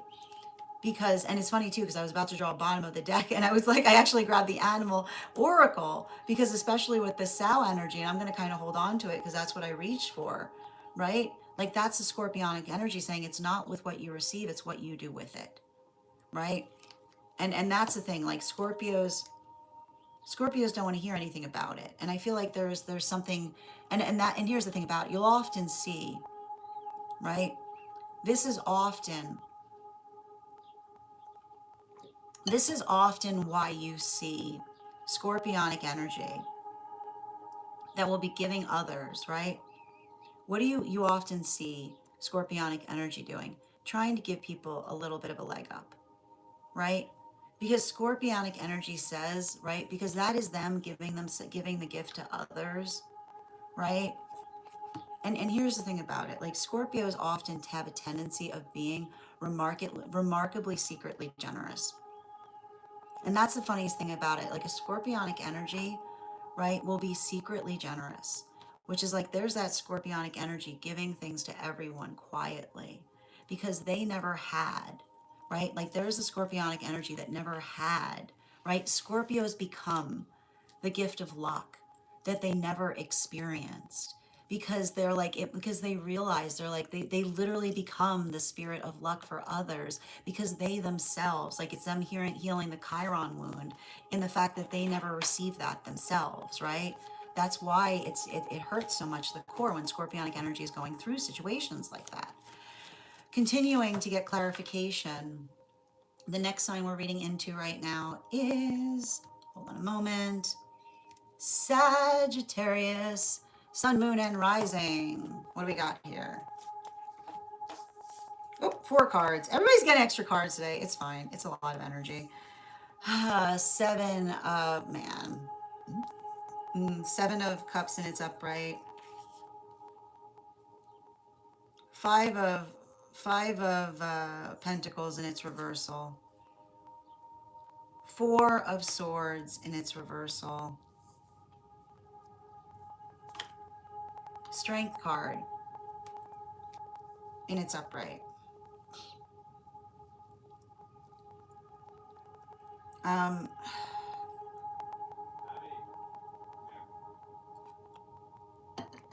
you know, I feel like what I'm seeing right now for a lot of Sagittarian energy is working through. It feels like it's working through um, an abandonment wound, right? And here's the abandonment wound, right? We've got this Five of Pentacles in its reversal, right? And along with the four, right? The Four of Swords in its reversal. Now, what do we effectively identify in the state or nature of working through that Four of Swords in its reversal with the Five of Pentacles in its reversal? This is actually the shape of healing, right? And the thing about it is, the thing we often recognize is when we're working to heal, sometimes when we're working to heal, it's helping us to recognize and identify what we're energetically doing in relationality to our own energetic processes. And the thing I keep on identifying that may be happening right now with a lot of Sagittarian energy is working through when we have a lot of like the word that keeps on coming through is big big feelings eschew reason, right? And often Sagittarians have to work through this to a certain extent, because when we recognize or identify the energy that navigates through a big feeling, it's often the state or nature by which another person is effectively afraid, right? And the thing about it is when we recognize that with every big feeling that another person presents us, there's an energetic fear there, right? Then it allows us to effectively understand and recognize that the best thing that we can energetically provide to others is the confidence to energetically carry their feelings through, right? Because this often happens in the state or space by which Sagittarians are often undervalued or underappreciated, because when another person, like when others are feeling things, and I want to stress this, when others are feeling things, often the first energy that others have a tendency of running to are Sagittarians, right? But that is the space by which often bottom of the deck, right? The state or nature by which we understand, right? The state or nature by which we understand or we help another person through things can often be navigated by articulating to another in relationality to asking what they need, right? Because it works into the context of feelings. And I feel like one of the things I'm seeing that Sagittarians need to work through right now is potentially having those experiences of being able to articulate upon their needs better, right? Because when you understand that the shape of love is the space by which the energy around us wants to effectively amplify and articulate the situations and circumstances by which we aspire to have a need met, then it allows, you have to understand that asking others for things is the best way to give them the shape of how they can love you best, right? How does that change? It's not needy, right? It's not needy to ask for things, right?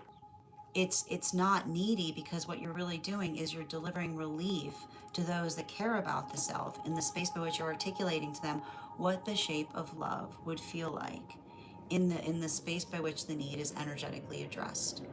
Thank you, my Sagittarians. Next sign we're reading into right now are our Capricorns. Capricorn, sun, moon, and rising. What do we got here? Judgment card in its reversal, with the Eight of Wands in its reversal, and the Queen of Pentacles in its upright. Now, this is really interesting. You'll probably notice that these cards are very similar to what we saw coming up for Libra, right? Do you notice that? These cards... I'm not surprised. Here's the thing about it. We're coming out of a Capricorn. We're coming out of a Capricorn full moon, right? We're coming out of a Capricorn full moon. And the thing about it is, for those with Capricorn placements, I feel like this full moon, it's not potentially affecting you the same way it's probably affecting everybody. I feel like the Capricorns are probably sitting around going, what's gotten into everybody right now? What's gotten into everybody? Everybody's feeling the way you do every other day of the week, is what I keep on saying. Capricorns are like, what's gotten into everybody? Everybody's finally feeling what you have to go through every single time. Right? There's a lot of this energy that we're potentially seeing here, right? And the thing about it is, I wouldn't be surprised right now for those with Capricorn placements, if I mean, and I just want to describe this. Sometimes astrologically, there's always a little bit of an energetic reprieve going on. And so I feel like what's interesting about this is, for Capricorn energy right now, it may be more working into, right? It may be more working into the state or nature of effectively identifying and recognizing, like, everything that one is, and not just what one is trying to do, but being able to also identify and recognize what it means to have energetically supportive energy around the self. And I want to give you some bottom of the deck on this specifically and particularly, and I want to point this out. You know, there's something really important that often happens. And it's funny too, because like the word that comes through with Capricorn on, like, is what I'm reading here, is what occurs in the state or nature of having like a bestie, right? And the thing about it is, and this is often what happens, right? This is often what happens with, like, Capricorns have besties that and you'll often see this, like, Capricorns have hidden besties, because it's like, it's the space by which Capricorns appreciate energy that just understands that the value of a good connection is often articulated with someone that doesn't effectively ask anything from us, right? Like, that's often what happens in relationality to Capricorn energy, right? Like, Capricorns often build these deep connections with those that they effectively articulate. And you'll often see this, right? Like there's the Capricorn in your life, and they've always got like these hidden besties. And the reason I keep on seeing like the hidden besties is because it's the energy of the Capricorn, right? That feels, because you have to understand, when Capricorns are able to be very capable, right? And there's everybody around, right? There's everyone around Capricorn, like, asking them to pick up the slack, right? And then there's the Capricorn that has that energetic connection to someone. And they're like, why do you care about that person? And the Capricorn will literally say, because they ask nothing of me, right? And the beauty, right? The beauty of a true connection that is fortified in the state or nature by which you just like, it's like a deep hearted connection because it's the genuine experience of moving through things, right? And not asking, it's like it's not asking anything of another, which makes us often feel the desire of wanting to give everything, right? It's that space or that energetic connection that we build that is energetically tireless because, right, it's amplified. It, like, that's what an embrace feels like. So I feel like there's something very energetically important about that because I feel like it's the space by which the energy recognizes and identifies it and is hard to put into words, but I feel like that's the type of environment by which it helps the Capricorn feel more sure-footed, right? Because you'll often see, like, that's often the Capricorn working through things in order to understand that they feel the sense of always having a clear perspective on it. Continuing to get clarification, the next sign we're reading into right now is Aquarius. Three cards for Aquarius, please. What do we have here? We've got the Knight of Swords in its reversal with the Three of Wands in its upright and the Queen of Swords in its upright.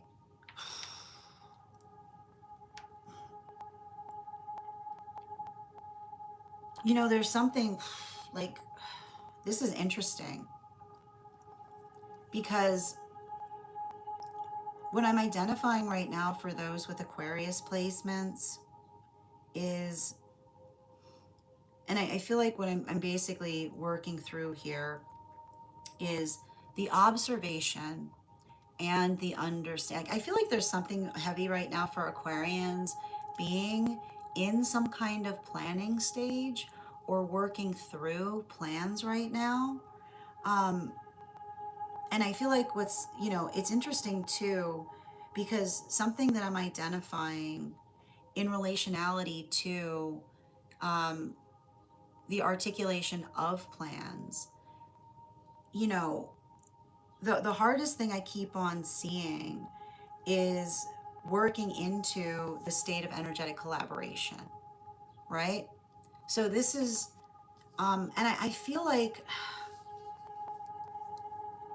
the best thing I can say to those who have Aquarian placements right now is making sure that you are working plans through with others ahead of time, right? Because there's something very important and valuable there. Because everything I keep on seeing in relationality to this is, right, especially when we're like, our plans are a collaborative process, right? And when we articulate plans to others, then they effectively help to fortify upon those plans. It allows one to be able to do something energetically effectively. And you'll see this, right? Like, you'll see this in your own life, right? How easy it can be when you articulate your plans to another, and then another person is able to build their plans effectively. So we effectively identify that. I feel like for a lot of the Aquarians that are doing that work, working through that feeling of energetic construction, make sure that you're having constructive conversations as it relates to the shape and nature of the plans that you're potentially embarking on. Because the one thing I'm identifying here, yeah, particularly and especially, like, that's the hurdle that we often identify with this Queen of Pentacles energy. Because the Queen of Pentacles helps us effectively, right? The one thing you kind of need to recognize is, and you'll see this, like, I know, like, here's the thing about, again, Aquarians, I know that you sometimes like to do things spur of the moment, right? And the thing about it is, when we're trying to, others don't, like, when others do not see spur as of the moment as quickly as you do, right?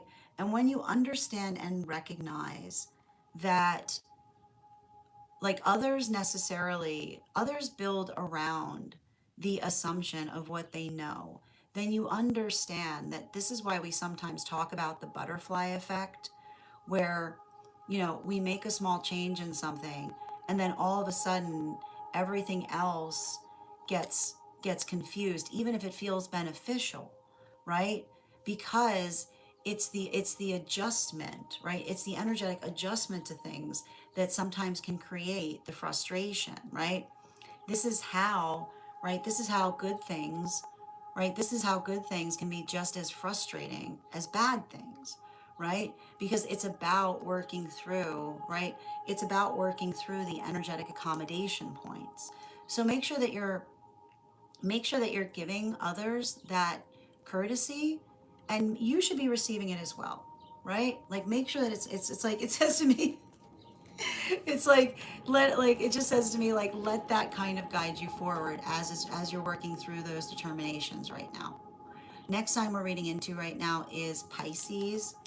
Pisces, sun, moon, and rising. What do we have here? We've got the 10 of Swords in its reversal, in combination with our 6 of Swords in its reversal, in combination with our Moon card in its upright. So, what are we effectively identifying in relationality to a lot of that energy? I feel like for a lot of those with Piscean placements right now, this may be feeling very much like a liminal state. And the reason I'm seeing that there may be something there that feels very energetically liminal is it's working into, right? It's working into the circumstance or situation by which we ourselves are able to energetically do something in a way that we haven't energetically conceived upon before. And I feel like I see something there that's very important because, and I like to point this out, right? There's something about this energy that I'm seeing for Pisces that feels a little bit like training wheels, right? And, it's interesting because, especially, I want to point this out, right? 10 of Swords in its reversal with 6 of Swords in its reversal says, and this is often what, like you'll often see this, right? You'll often see this with those with Piscean and Piscean placements, right? Which is like when somebody is trying to do something that they haven't done before, you've got to give them the energetic benefit of training wheels. And what do we mean by training wheels? Training wheels is helping another person, right? Giving others the energetic information that they need to be able to do something that they've never done before. And this is often why you see, right? This is often why you see those with Piscean placements being very, very energetically protective of those that are often trying to do things, right? Because it's the amplification of understanding what it means to be truly supportive of another, right? Because often for those with Piscean placements, and I'm going to give you kind of the bottom of the deck that I'm seeing here. Yeah, right? And I feel like it's the conversation, and Pisces are really good at being able to attenuate this, right? Pisces can often see the difference between what true help looks like and what misaligned help feels like, right? Which is the space by which when you're trying to help someone, when you're trying to help someone do something, you unburden them, right? Because it's when you understand this qualitatively, it is the state or nature by which others energetically step up around us, right? But you have to understand, it's only unburdening if you're doing something that you wouldn't feel energetically inclined to do in the first place, right? And Pisces are really good at seeing situations by which another person tries to articulate, right? And there's not a word for it. I need to figure out what the word for it is, right? Where somebody tries to articulate that they're doing everything for another, right? And them being able to articulate and saying, but what you're doing for another is something that you would be joyfully doing in the first place, right? You can't qualitatively say that you're doing something if you're doing something that you energetically and it's a quality of understanding, like that difference, right? The attenuation point of trying to get credit, right? Trying to get credit for something that you would be doing anyway by trying to articulate that you're doing it to unburden someone, that then becomes the energetic burden because you're articulating, right? Right? Like, follow me for a second, okay? Because we don't have a word for it. We need a word for it, okay? Listen to me. You're doing something that you would gladly do anyway, right? You would do it every day of the week, but it's very convenient to try to articulate that you're going out of your way of doing it because you're claiming to another person that you're doing it to unburden them. But you're not unburdening anything because you're just doing more of the thing that makes you feel energetic enjoyment, right? It's working into, right? It's what often another person does by which they try, like they're doing something that they would do joyfully, and then, right, they're also trying to get compassion, right? They're trying to get compassion, being like, oh, look at me, I'm doing something that I love doing and I'm doing it for them. And another person being like, but you're doing it really for yourself. And you're trying to articulate, you're trying to get compassion in the context by which you're articulating it, right? It's the recentering, it's the recentering of personal enjoyment by trying to articulate or disassemble it and make it seem that you're unburdening someone by which you're all you're doing is giving, like it's basically Pisces looking at someone being like, you recognize that all you're doing is building a guilt trip, right? Like someone saying, are you actually unburdening or are you building a guilt trip? Because Pisces are really good at seeing somebody's ability to build a guilt trip, right? And that's why I keep on getting with Piscean energy saying like, you know, it's all what are you doing, like what are you doing with that guilt trip, like what are you doing with that guilt trip? Like I see Pisces going, where are you going with that guilt trip, where are you going with that guilt trip is what I keep on seeing. Thank you so much. That is our daily collective read. That is our daily collective read for today. I want to thank you guys so much for being here and receiving these messages. Just a reminder, if you would like to book a private reading with me, it is a two-step process. You have to book the reading, you have to pay for the reading. Please make sure you do both if you'd like to have that reading. Most importantly, please remember that I will never, ever, ever, ever, ever, ever, ever, ever, ever reach out to you for a private reading. I will never DM you. I will never PM you. I will never slide into your inbox and tell you that I have a very important message that only I can deliver. The only way you can book a reading with me is if you book one on my site. So I'll encourage you to do it there. A couple of updates before we move into personal readings today. First and foremost, I would like to thank everybody who participated in our recent class on the tarot. Our next class will be held on Thursday, July 16th at 5:30 p.m. PST, 8:30 p.m. Eastern. We will be continuing our studies into the tarot with a focus on the court cards in the two cards of the minor arcana. If you'd like to become part of that tarot class program, all you need to do is head on over to my profile and become over to my stack and become a paid subscriber. Your paid subscription to my stack is your ticket of entry into our live classes each and every month. You will also, as a paid monthly subscriber, have access to over 9 hours worth of material in the Tarot Church Library class archive. Now, it's not necessary to catch up. I'll do my best to give you an update on everything we've studied prior to beginning that next class, but the material is there for you to receive as you're ready to receive it.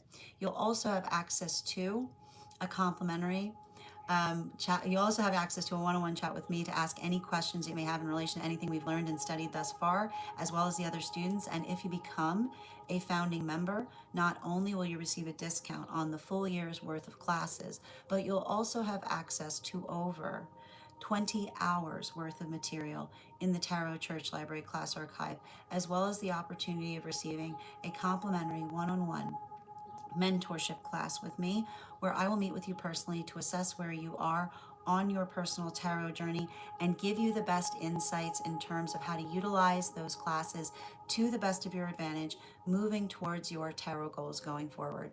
One of the things I tried to do in these classes was make them accessible to the absolute novice tarot reader as well as the seasoned reader. Don't let your lack of experience or your robust experience prevent you from joining us in these classes. And even if you don't become a paid subscriber to my stack, I would encourage you to follow me there to stay up to date on any new offerings or services. I also post my weekly newsletter there, which will let you know about my in-person events, as well as my online live schedule, as well as my mystic meditation articles, which will give you updates on everything we've been seeing energetically in the cards. I just wrote one recently on this full moon that we've been navigating. I'll have one out shortly on this new moon we've got coming up. Finally, I want to let you guys know that on top of my standard life path readings, I also offer mentorship classes. These are for any of my students seeking a more personalized educational experience with me. I take a very limited number of students for this reason, as those classes are focused on each individual's personal spiritual goals and journey work. Those classes can be purchased on an individual level or as a monthly class series, weekly or bi-weekly, as your schedule permits. Also, for my students that are seeking more consistent weekly tarot support, I'm very happy to offer weekly tarot insight packages. That is a package of 4 30-minute reads, weekly or bi-weekly, as your schedule permits, so that you can stay more consistent on your personal journey at a discounted rate, as well as my dream interpretation readings, which you can purchase per dream or as a series. If you purchase the series, I would encourage you to start to keep a dream journal, as we will meet weekly or bi-weekly with that journal and utilize the tarot to understand the key themes and messages coming towards you in the dream space. I want to thank you guys so much for being here today and sharing in these messages, and we will do this again tomorrow. That is our daily collective read. We are going to get started on personal readings. Congratulations to Bridget. You got our highest gifter, so you'll be getting that free reading today. And thank you so much, Nicole. You came in second, so you'll have an additional card in your reading. If anybody else would care to get on the list today, you will be the third person read for. 3 cards for a donation. I am going to keep the list very short today, so I'll probably only be taking one more person on the list today before the list will be closed. Excellent. All right. And if you are joining us over on the place where we keep the videos, you can also get on my list today via my tree that has Sphinx in it in my bio. Excellent.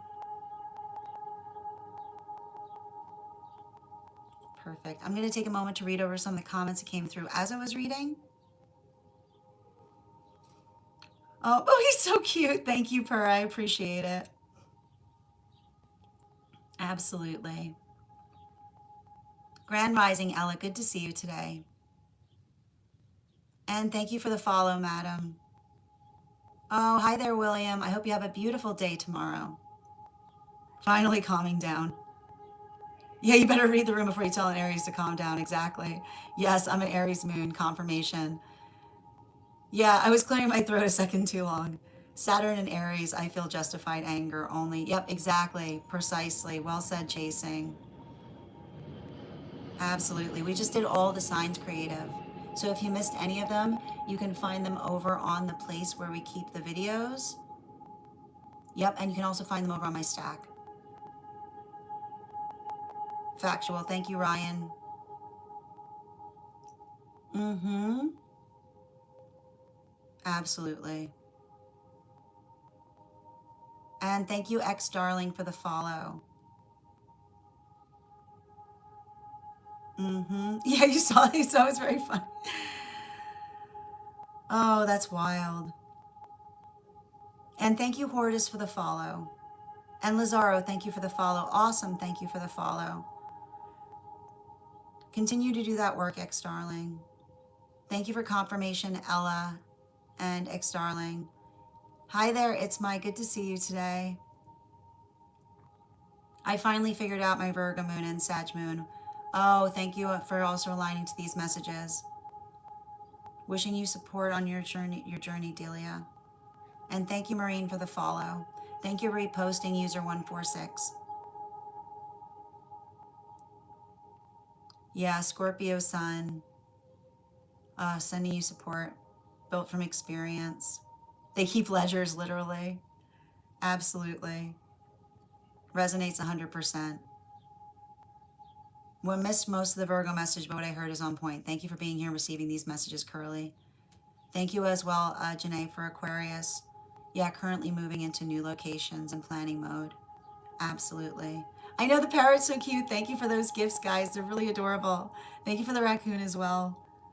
Oh, it's okay, Bridget. I'm feeling good. Absolutely. The Libra moon really spoke to me.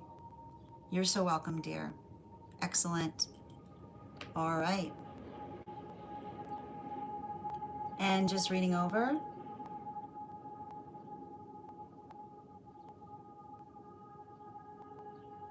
Okay. All right, we are going to get started on personal readings right now. The first person we have on the list for today is Nicole. Nicole, if you're here, can you respond in all caps? Let me know if you'd like a general reading or if you have a specific question you'd like me to answer. And as I mentioned, I am keeping the list very short today. So if you'd like to get on the list, let me know. If you're also on the hold list and would like to be added back to the list, I just need to know the date that you were added to the hold list. I'll be happy to add you back as well. You can absolutely hold your reading, Bridget. I hope you're feeling better, dear. Excellent. Madam, these are donation-based readings, so if you'd like to be added to the list, all you need to let me know is where you sent the donation. Just put the initial. I'll be happy to add you to the list if you've sent it. Or if you have a held reading, you just need to let me know the date that you did so, that you were put on the hold list. I'll be happy to add you back as well. Absolutely. Oh, good to hear that, Ruby. I hope you're having a beautiful day. I got you, Ruby. Can I get one card for Ruby before they head out? It says to me, working into the context of being able to enjoy, right? Like this is you building a solid foundation for yourself. Bottom of the deck. Yeah, especially with this Page of Swords. It says to me, like, don't let somebody distract you if you're spending quality time. Particularly, like, pay attention to someone who's trying to disturb your quality time, is what I'm energetically seeing, right? Healthy energy is respective when you're trying to build quality moments. All right, let's continue right now. Nicole, can you let me know if we're doing a general reading or if you have a specific question you'd like me to answer? How are you doing today, TBS? And thank you, Shellen, for the compliments. Absolutely. Excellent.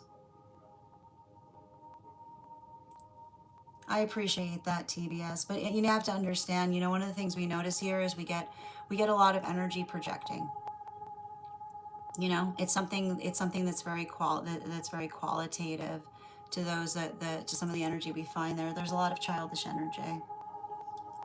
And thank you for also being here and receiving these messages. Mm-hmm. I appreciate that. Well, you don't let yourself be affected by negative comments either, Duff. Right? When we know ourselves, then when another person's trying to get under our skin, it speaks much more to what they're effectively trying to get from us than anything about us. Absolutely. I got you. Oh, we're doing a dream interpretation. Exciting. Perfect. All right, just bear with me a moment. And thank you for getting on the list, Per. And I'm actually going to be closing the list. All right. Excellent. I see them, dear. I got you. You're so welcome. And thank you for reposting, madam. I appreciate you. All right, where were we? Oh, I got you. Perfect. All right. We've got some outside tea here, and before we get started on this dream interpretation, let's warm up those intuition muscles with an intuition check. I've got the animal oracle card here. We're going to count back from 10, and when we get to 1, I will reveal the card. 10, 9, 8, 7, 6, 5, 4, 3, 2, 1. We got the horse. We'll do that again once we complete this reading. And I'm going to pin up Nicole here. Guys, make sure to give Nicole some love. Excellent.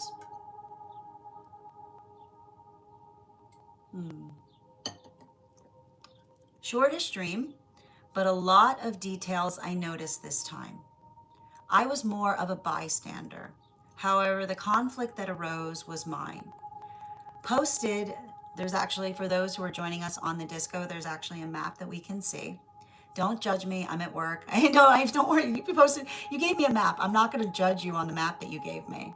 My ex's in-laws are on the left, okay? And I was in a house on the right mostly. Everything detail-wise for their house was the same as in real life. But the house I was in was across the street, didn't look like the house that was there in real life. I was in a white Cape Cod style house built with white stone with a huge bay window overlooking the bay. The bay is where the playground and the baseball field is in real life. And in the dream, there was a vase of water that you couldn't see any houses or anything across on. Little sand on the beach between the water and the grass, as it mostly met the grass. The entrance was a large entrance facing the house where they currently reside. Apparently, this house I was in was family, and I didn't recognize them as family, but my aunt who I was with knew them, and they were downstairs in the lower split level of the house, sitting and chatting. And an older woman, small in figure, with frizzy blonde or gray hair, I can see looking down the steps, sitting on the chair, smoking a cigarette, and carrying on a conversation with the others. My aunt was with me, and she's my mom's sister. We're close, and she helps me in real life, absolutely, and is very protective given our situation. Okay. So or there's more, ornery as ever, parked her car above my in-laws' house on the street just to bother them. The women on my mom's side are fiery and big protectors, and they have very little concern if someone tries them, okay? It's admirable, but I've learned to be still during those moments. This is something she would absolutely. As we stand in the house, we look on the entrance and we see my ex throwing their hands up in the air and screaming. And apparently a big incident occurring in relationality to the locationality of where the car is. And the aunt in the dream is laughing at them and told them that she'd take care of this and went outside to confront them if they came out onto the property. I have no words. I'm just standing there with a mortification on my face. I don't leave the house. They go outside and everyone starts fighting. And then horror strikes me, and I turn around to grab my phone to call the authorities, knowing that somebody would that they would effectively come and do something. When I turn back around, my phone to my ear, I notice that everyone is gone, no one to be found. And I keep the phone to my ear as it rings and rings. And I notice a tow truck going up the alley with a really long chains dragging behind it, like a block long of chains. And I run over to see if it's towing the car, and no one's in the truck. So I just stand there, listening to the phone continuously ringing and ringing for the authorities, with not a single person in sight. And the lights in the lower level were the only lights as I look down on the hill. And then I wake up. Can I get 4 cards, please? And thank you so much for providing the map. Okay.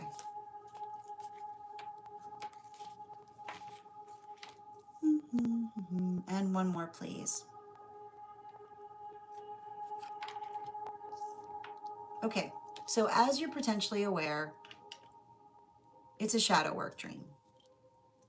And it's a shadow work dream in relationality to the energetic work in terms of, and the first thing I'm going to articulate is recognizing and identifying that we have to take the context of when we're going through shadow work dreams, the individuals who which shadow work is arriving into in the context of the dream space, this might not necessarily have anything to do with them.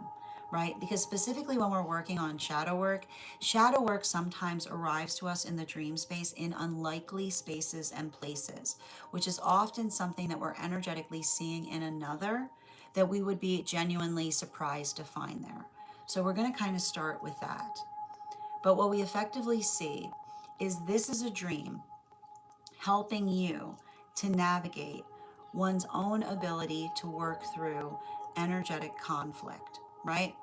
And what do we energetically see that's happening? And you have to remember, in the first part of the dream, there's something very important that's effectively arising in the form of a guide, right?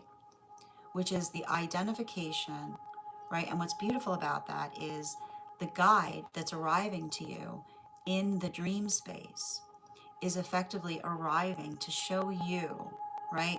To show you what another person will potentially do when they want to effectively pick a fight, but they don't want to effectively be the person to energetically start it, right?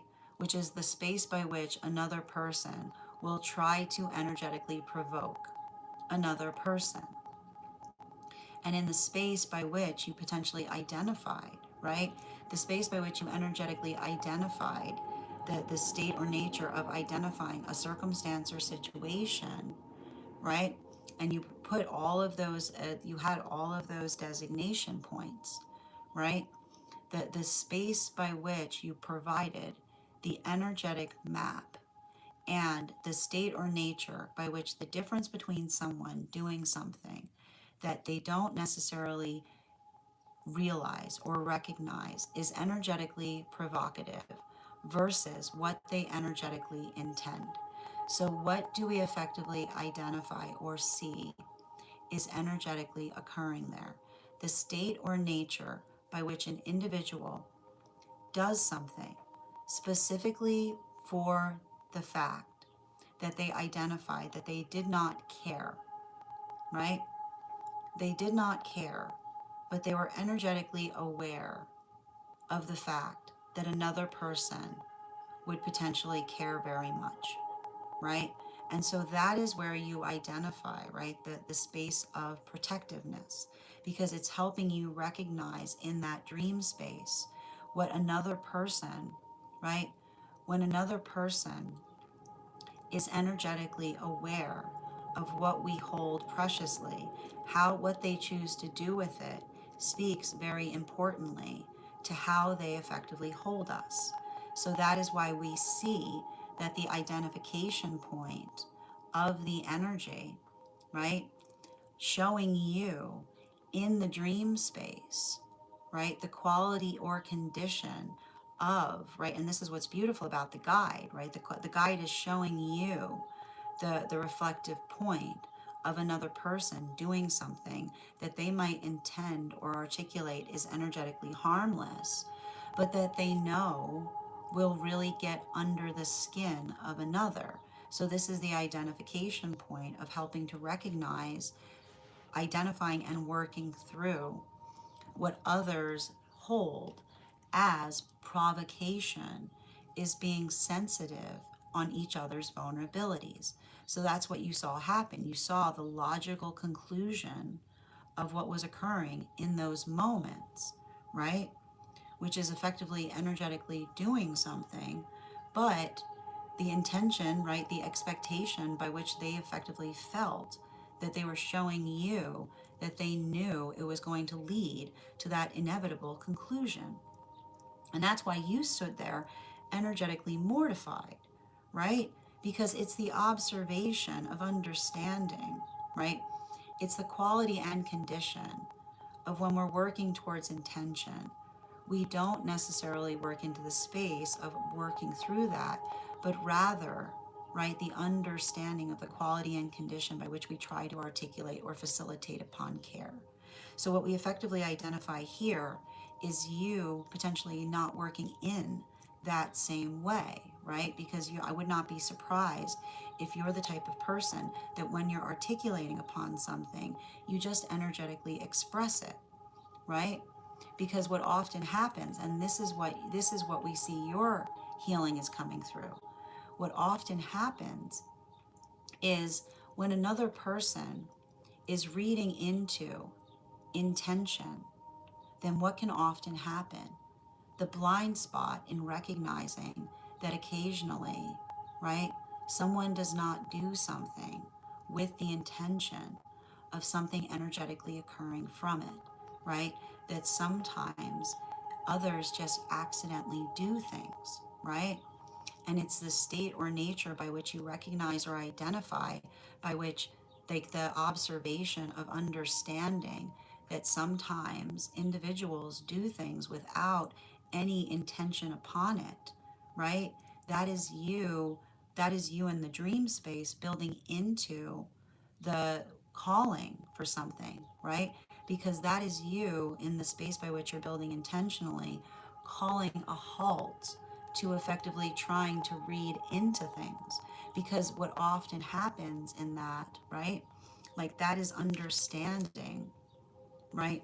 That's understanding that often in the space by which we are effectively articulating our feelings, right? There's no hidden meaning beyond it, right? That things are just the way that they intend to be. And that's you energetically clearing the dream space. So even in the space by which you're working to energetically clear, right? You understanding, and this is what's important about this, right? The understanding and recognition, and this is where it becomes extremely empowering, right? Because you have to understand, right? You have to understand what you're effectively identifying in the dream space is healing from energy that previously did not have energetic power, right? Now, this is what's really important to understand. When you're in a space, and this is where we get the collective healing, when you're in a space by which you recognize that there were experiences in the past by which when another person potentially tried to call for help, nobody would energetically listen, right? When you understand the full nature of experience, by which you understand the quality and condition by which another person felt that there was no one looking out for them, then you can understand and rationalize why, right, that condition of having to take something into one's own hands becomes energetically necessary, right? And this is what's beautiful about the fact that you're doing a lot of that work in terms of the dream space, because your ability of being able to identify the logical reason by which another person would effectively move through something in that way, right, in order to facilitate being energetically protective of you. This is you bringing the healing to things, because your ability of finding energetic balance is potentially built upon, right, the appreciation of those that felt like they had to take things into their own hands, right? So this is the whole collective energy that you potentially see that is being identified in the shadow work of the dream space. Because what do you see that happens? And this is what's beautiful about that ancestral guide that's coming to you, right? At the end of the dream, returning back into experiencing their shadow work, right? And what is the shadow work that you potentially identified? The experience or situation by which others were not respective of your own sense, of their own sense of distress, which was the energetic fear that they effectively had to work through at moments in their experience, by which they effectively called for help, right?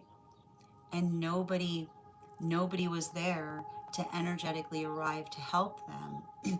They had to effectively do something solely for themselves. So the whole dream is helping you energetically heal, because not only are you understanding the space by which what others like ancestral energy seeing the way that you address things and feeling like you don't make any sense, right, but understanding the quality and condition by which they themselves potentially had to navigate experiences by which the shape and nature of the experience around them informed their away, right? You're identifying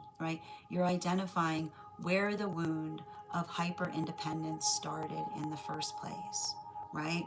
Like that's effectively, and that's why when we understand the full shape of it, we're able to energetically heal, because we don't see the hyper independence as something negative, but we understand the nature of the experience that required or caused it to form in the first place.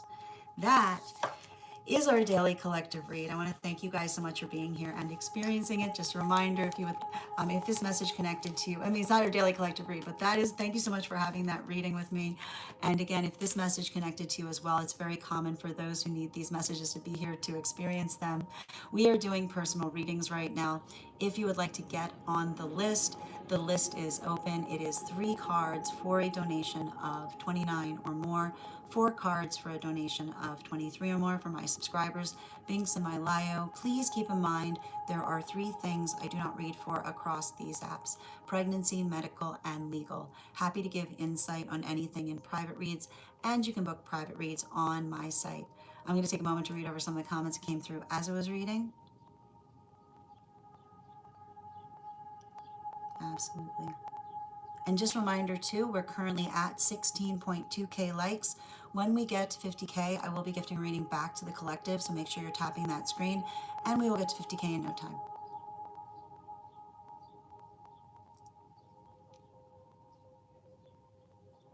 Thank you for also receiving that message. Absolutely. I know the parrot's really cute. I got you, dear. Absolutely.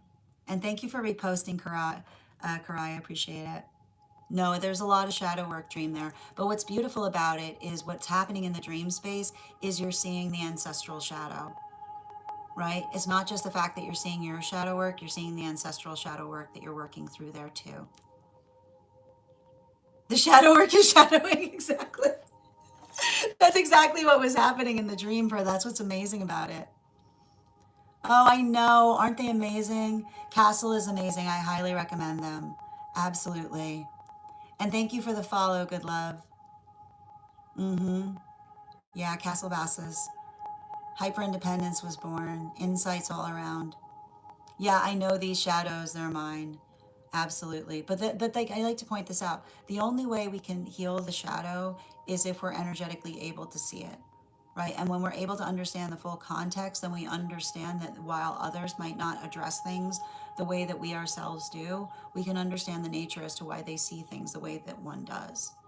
Absolutely. And thank you so much. All right, let's get to it. We are going to continue right now. We are doing tarot here, Eliza. If you'd like to get on the list today, the list is closed, but you can get on the list for tomorrow and you'll be the first person read for. You'll also have an additional card in your reading. All right, the next person we're reading for today is Per. Per, if you're here, can you respond in all caps? Let me know if you'd like a general reading or if you have a specific question you'd like me to answer. Absolutely. Excellent. And just a reminder too, for those who are waiting for 1-card readings, we are going to be starting the 1-card readings after this reading. So if you are a super fan who would like cards pulled, all you need to do is hang on for just one more reading and we'll get started on those 1 cards. If you're joining us over on the place where we keep the videos, your 1 card, you're also well eligible for a 1 card if you are a paid member. Absolutely.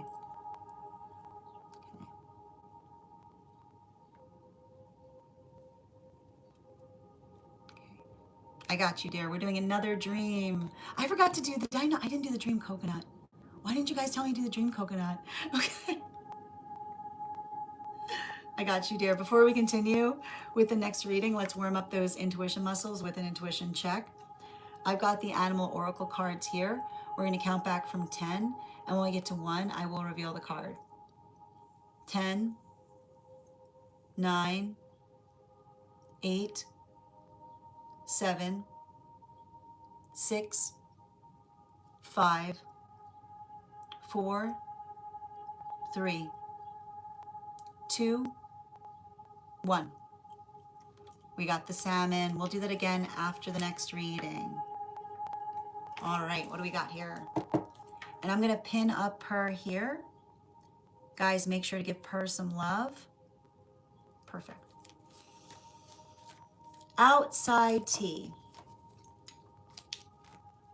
I received 2 liminal space fragments on 2 separate days during my vacation. Can we pull cards in each fragment? First fragment, probably intimacy wound. I was lying. Okay. Got it. Okay. All right.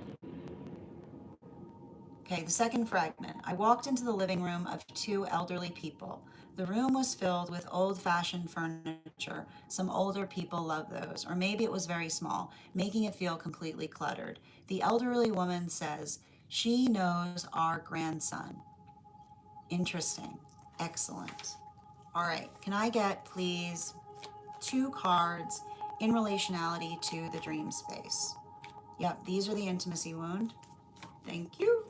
And 2 on the second fragment. Thank you.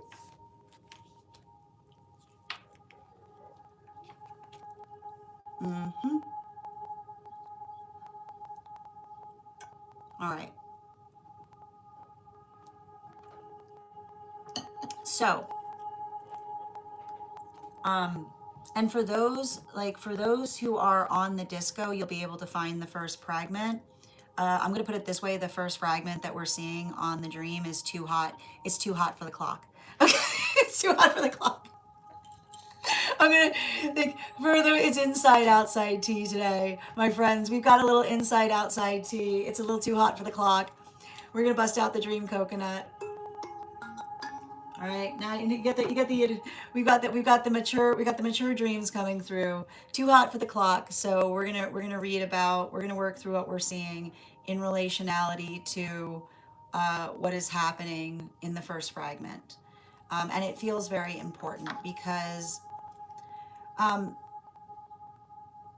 the thing about it you have to identify is the recognition or the understanding of the first fragment has to do with identifying and recognizing, right? And it's interesting too, because it works through the difficulty about navigating an intimacy wound, which is often the hard part about working through an intimacy wound has to do with the fact that we feel, right, a sense of energetic embarrassment in the context of trying to articulate and speak upon it, right? It's the observation, of working through our own feeling of working into it that in its very nature makes it difficult. And it's interesting because in the dreams, in the fragment, you see that this is energetically connected to, right, the identification of maternal energy, right, which talks about, right, it talks about how difficult it is to heal an intimacy wound because we can't heal things unless we can energetically reveal them, right? And often the hard part about working through an intimacy wound is, and this is why you can sometimes see, right, like it gets very anxious inducing when someone's carrying an intimacy wound around, because frequently when someone reveals their intimacy wound, it's not that bad, right? Like you'll often see this, like it's more to do with our own feeling of energetic cringe that facilitates or navigates the sense of wariness that others build into in the context of their own ability to effectively heal this.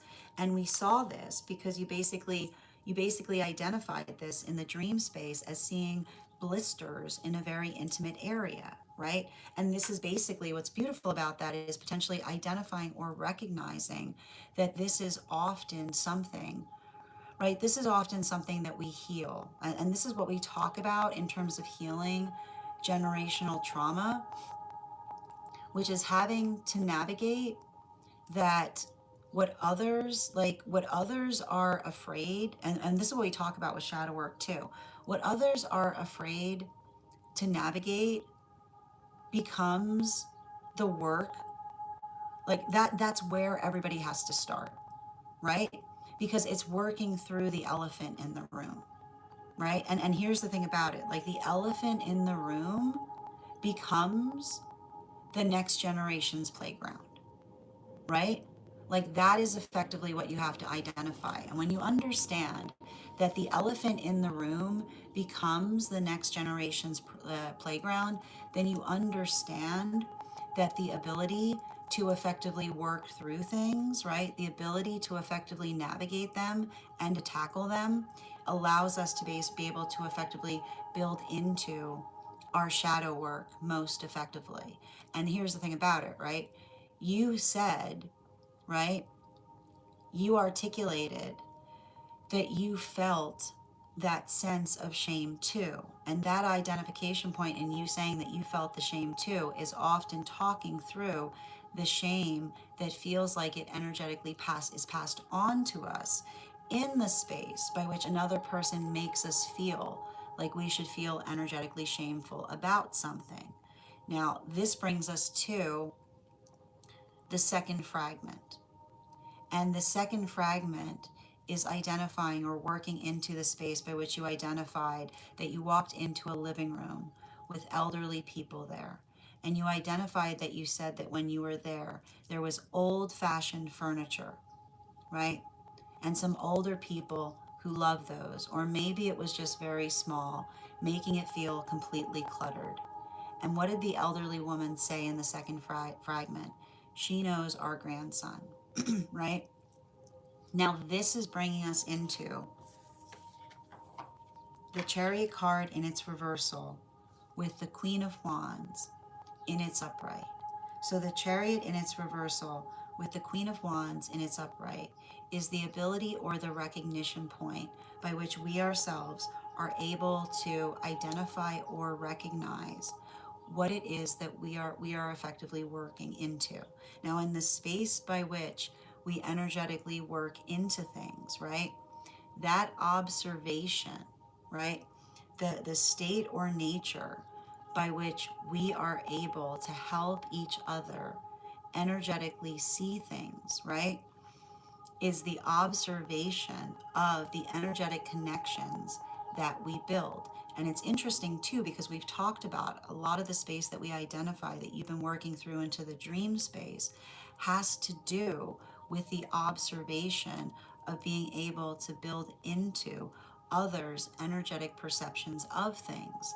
And it's interesting that you articulated that in that second fragment, you identified, and I love that you said there's some old fashioned furniture, right?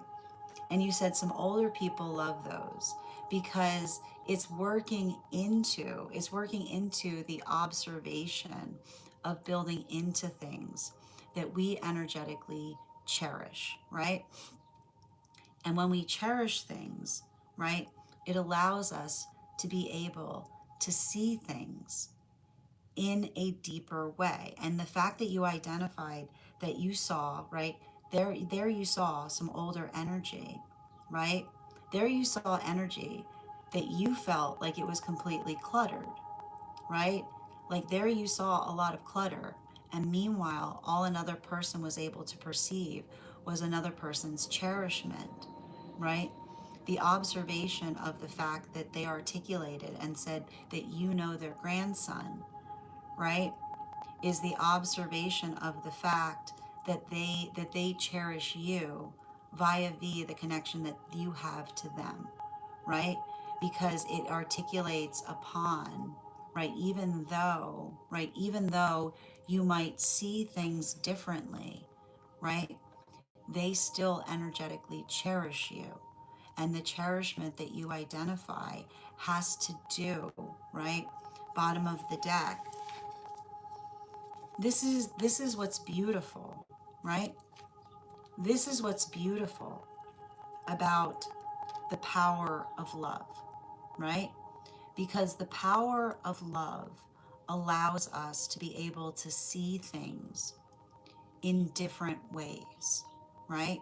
And so, in the first space, like in the first fragment that you identified, right, you're working through that intimacy wound. And the intimacy wound is navigating your own feelings of vulnerability or things that you're effectively carrying shame on.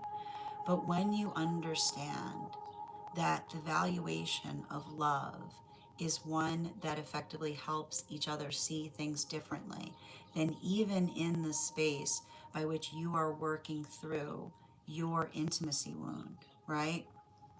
The state or nature by which you're building into, right? The conscientiousness, right? And this is what's beautiful about it, because the two fragments are a conversation between conscience and conscientiousness, right? Because conscientiousness is the space by which we effectively articulate, right? The unifying quality or characteristic that we only can heal things if we articulate upon them, because in the articulation, others can feel them as well. So, through those observations or through those experiences of being able to articulate, where right? It's those moments or those circumstances that take our breath away because we don't feel alone anymore. So that is the observation of you, of them articulating upon the fact that they knew you, because that was the space by which you're working through, right? You're working through the unifying quality of characteristic of this potentially being connected to counterpart, because your counterpart will be doing that work too. And there's the observation of this potentially being connected. That's the energy connected to the divine counterpart, introducing themselves to you in terms of understanding and recognizing the fact that they will also, right? They're also working through a lot of the same feelings that you experience as it relates to feeling somewhat out of place, right? Because it's right? And I wouldn't just, and like even in the space by which you identify that, right? Like that's almost like the space by which you're seeing, like even in the space by which you're working through that, it's understanding the, and I think it's interesting too, because I feel like some of that identification point that you're articulating upon has to do with feeling energetically out of place when it comes to talking about things that are energetically intimate or working through, right? Like working through a lot of that experience. It's interesting. I do feel called to give you a second bottom of the deck on this as well. Yeah, the Eight of Cups. Because the Eight of Cups is also articulating upon um,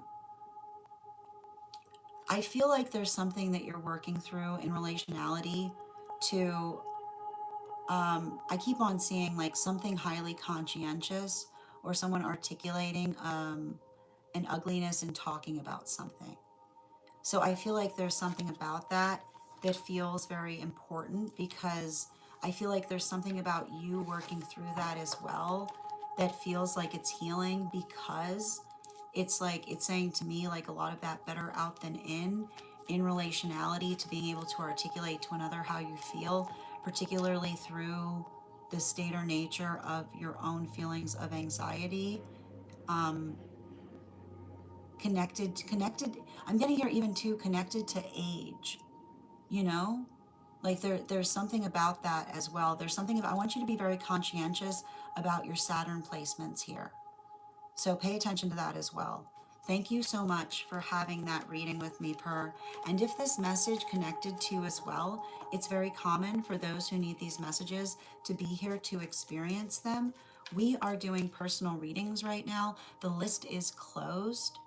And we're going to return, like Per, we're going to return back to these fragments. It's in Libra. Okay, good. We're going to return to back to these fragments because I feel like there's more to explore there because it requires a lot of unpacking. Absolutely. You're so welcome, dear.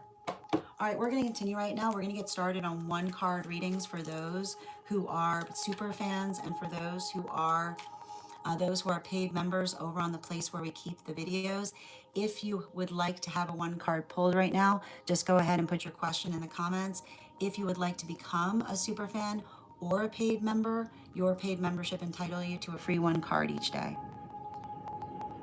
How you doing today, Kels? Hi there, Lucas. Good to see you. Guys, make sure to give Lucas some love. Readers supporting readers. Are you having connectivity issues right now, Lucas? Sending you support. Okay. Absolutely. And Ella, thank you for sharing the live. Always appreciate when you guys share the live. You're so welcome, Per. One card for Ella, please.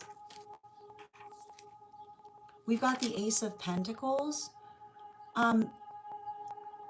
Just recognize and identify what you're working on. Don't rush processes right now. Bottom of the deck, yeah, especially with this Emperor.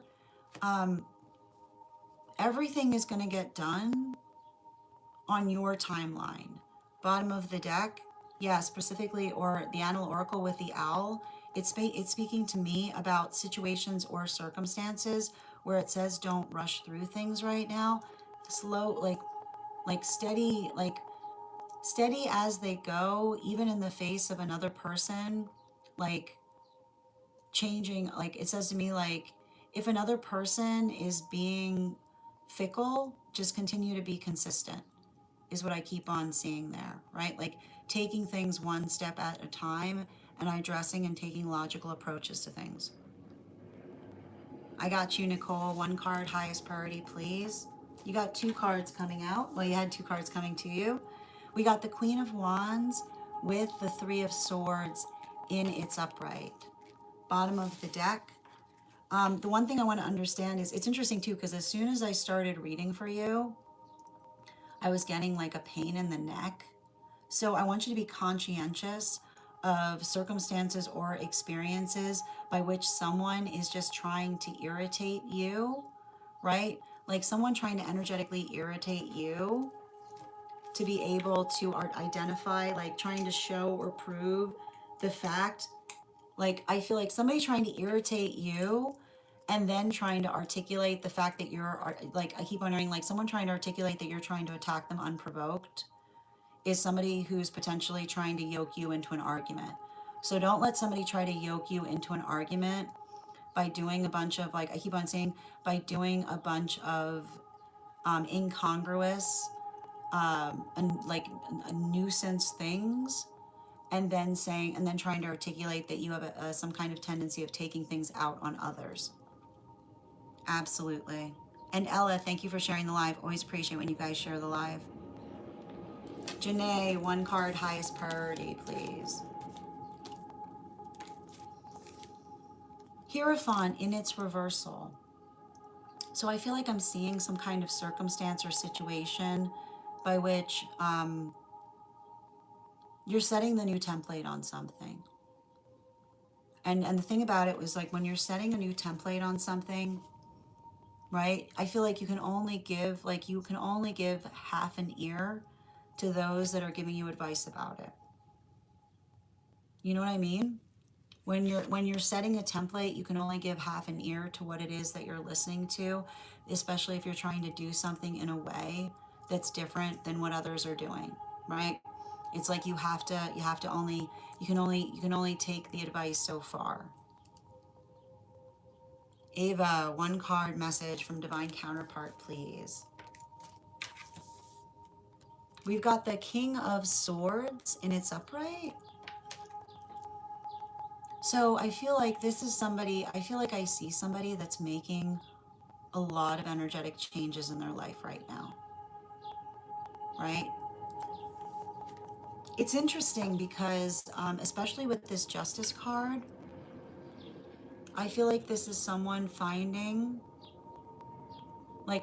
something new in something, like they're re-embracing something that they left behind long ago. But it feels like the reason they're embracing something that they left behind from a long time ago is they're seeing it through new eyes, right? It feels like a reclamation. I'm doing well, Kels. How are you doing? Excellent. I got you, Laurel. So good to see you today, dear.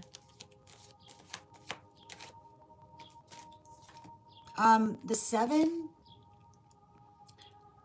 of swords in its upright is articulating or working through something from the past with new eyes. This Emperor card does not want to leave the bottom of the deck right now.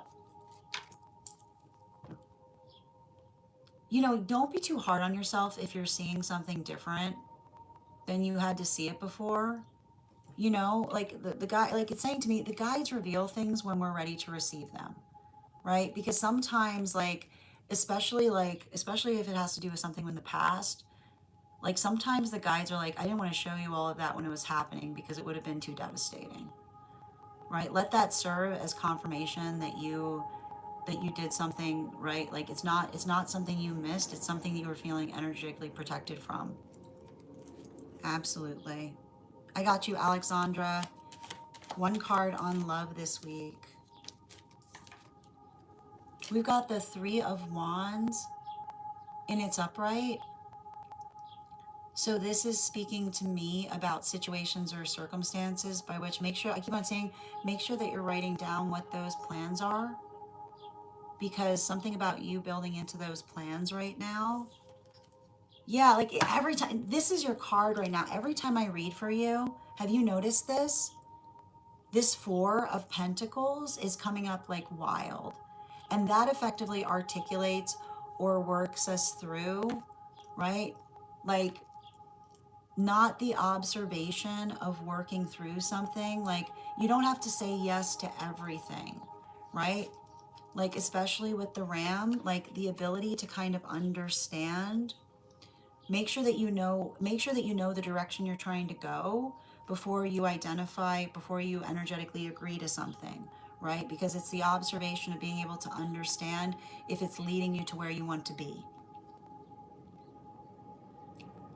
Absolutely. And it's interesting too, because like in relationality to love, I feel like this is a conversation that you're having with someone earlier rather than later, as it relates to articulating and saying just so that you know, like, this is where I aspire to go.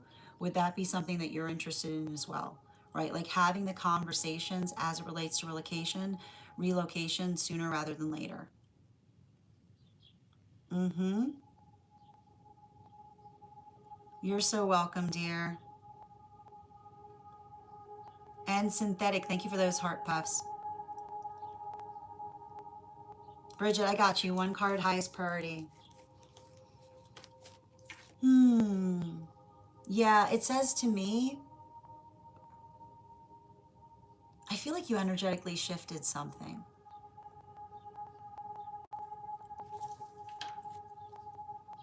Yeah, particularly with this Nine of Pentacles, you know, I want you to kind of think about, like, I feel like one of the things I see that you're doing right now is getting better at not letting things affect your own energetic, like, not letting things affect your own energetic frequency is what I'm getting, particularly, yeah, with this blank manifestation. It's interesting too. I can't wait. I can't wait for us to have our mentorship, because there was something really intriguing that I saw that was coming through in the dream space in terms of how the guides see what you're doing right now. And it's you effectively taking new approaches to your own healing journey, right? Like, it feels very much like a journey of personal self-empowerment. Absolutely. And Penny, thank you for the follow. I got you, Gabrielle. One card, highest priority, please. Ooh, I feel like there's something about you, like it's interesting because I feel like it's connected to what you're trying to do locationally. It feels like this is going to move in a productive way for you. And I feel like, again, bottom of the deck on this, yeah, particularly with this high priestess and its reversal, um, like it's almost like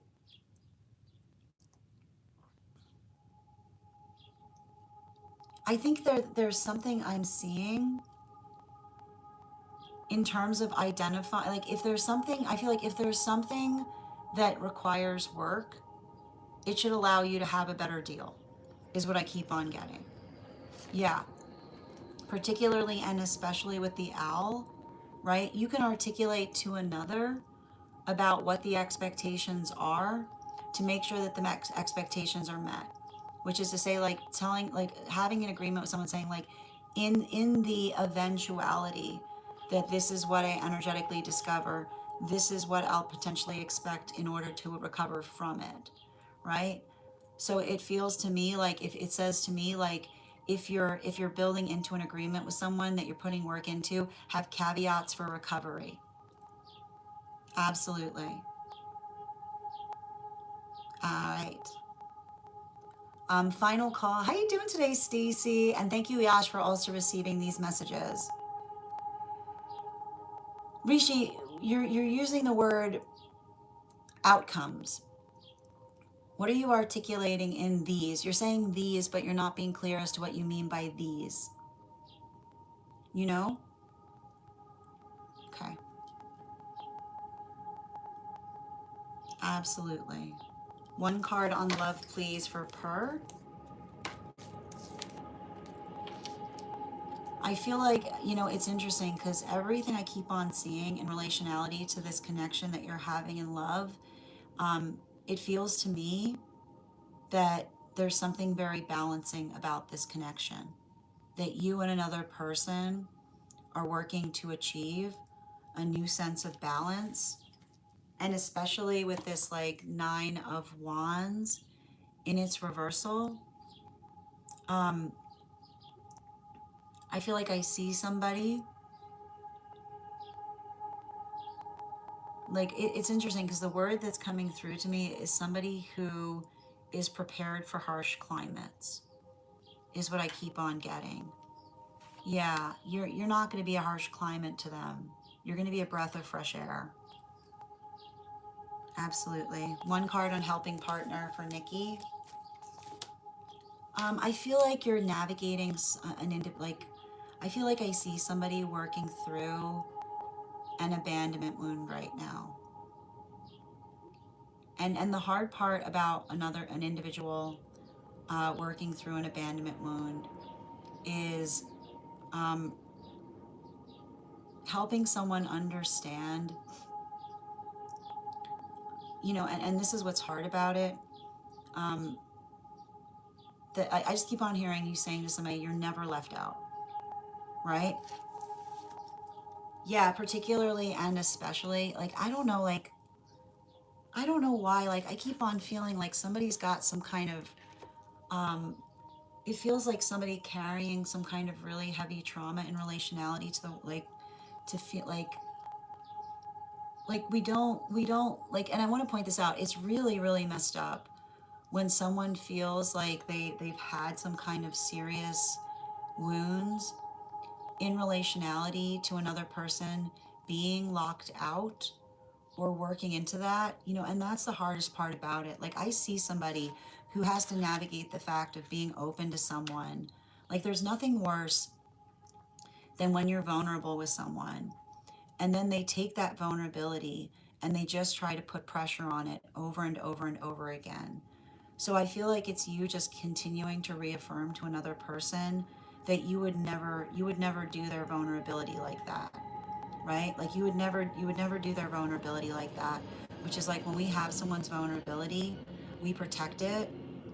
We protect it at all costs. We don't lean on it to see the effect that it'll have on them. Sending you support on that journey, dear.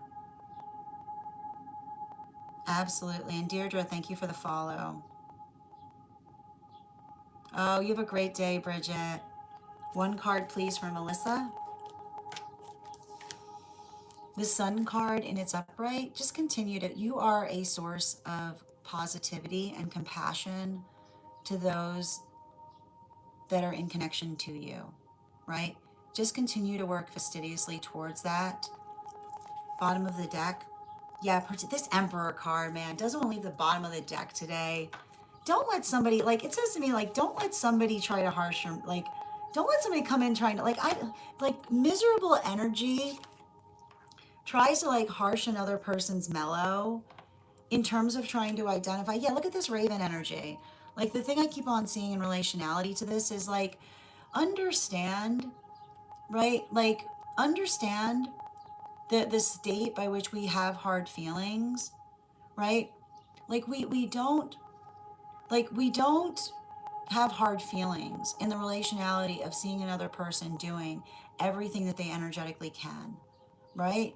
Like, that is literally, right? Like, it's the understanding. It's like you having to have a conversation with someone as it relates to what a real grievance is, right?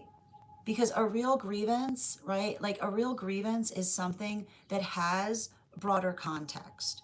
So make sure that you're having that conversation with someone as it relates to, like, I keep on seeing, like the attitude that they're bringing to something versus like what they're expecting to find. You know? Absolutely. And sending you support on that journey, dear. I need to point this away. I need to point this out, Jesus. Yeshua never asked us to worship Yeshua, right? Yeshua was articulating the fact that we need to care about one another. And that the more that we're able to embody the way that they lived is the way that we're effectively honoring Yeshua most effectively. Absolutely. Thank you so much. All right, my friends, final call. Oh, I got you, Yaz. Advice. Temperance in its reversal for Yaz. So it says to me, make sure that you're being attentive to something that you're paying a lot for up front, but that you could potentially be paying in smaller increments. Yeah, particularly and especially, I know this feels a little bit, it feels almost like, it almost says to me that there's something better right now that you could be paying incrementally instead of some one lump sum. Yeah, the bull, right? Looking at, like, readdressing something, or seeing if seeing if there's another, I just keep on hearing avoid the lump sum things right now. Instead, look for things that you can do incrementally, because it says to me that that allows the context by which something can change. You're so welcome. Absolutely. Yeah, I mean, I love the fact, like, it feels to me, I have to point out, if you're worried about using people's names in vain, like having a username, like by utilizing someone else's name, that feels like, I just need to point out, that feels, like, that feel like, what is more in vain than that? Like, I just need to point out, that's very vain, is what I keep on seeing. Hi there, dear. The list is now closed, but we'll be back on tomorrow. Thank you to everybody who had readings today. We'll be back on tomorrow. We're off tomorrow. What am I saying? We'll be offline tomorrow, but we'll be back on the day after. If you'd like to get on the list tomorrow, I mean, not tomorrow, if you'd like to get on the list for the next time I'm on live, you'll have priority, which means you'll be read for before we start the Daily Collective. For anybody who became a superfan or a paid member today, welcome.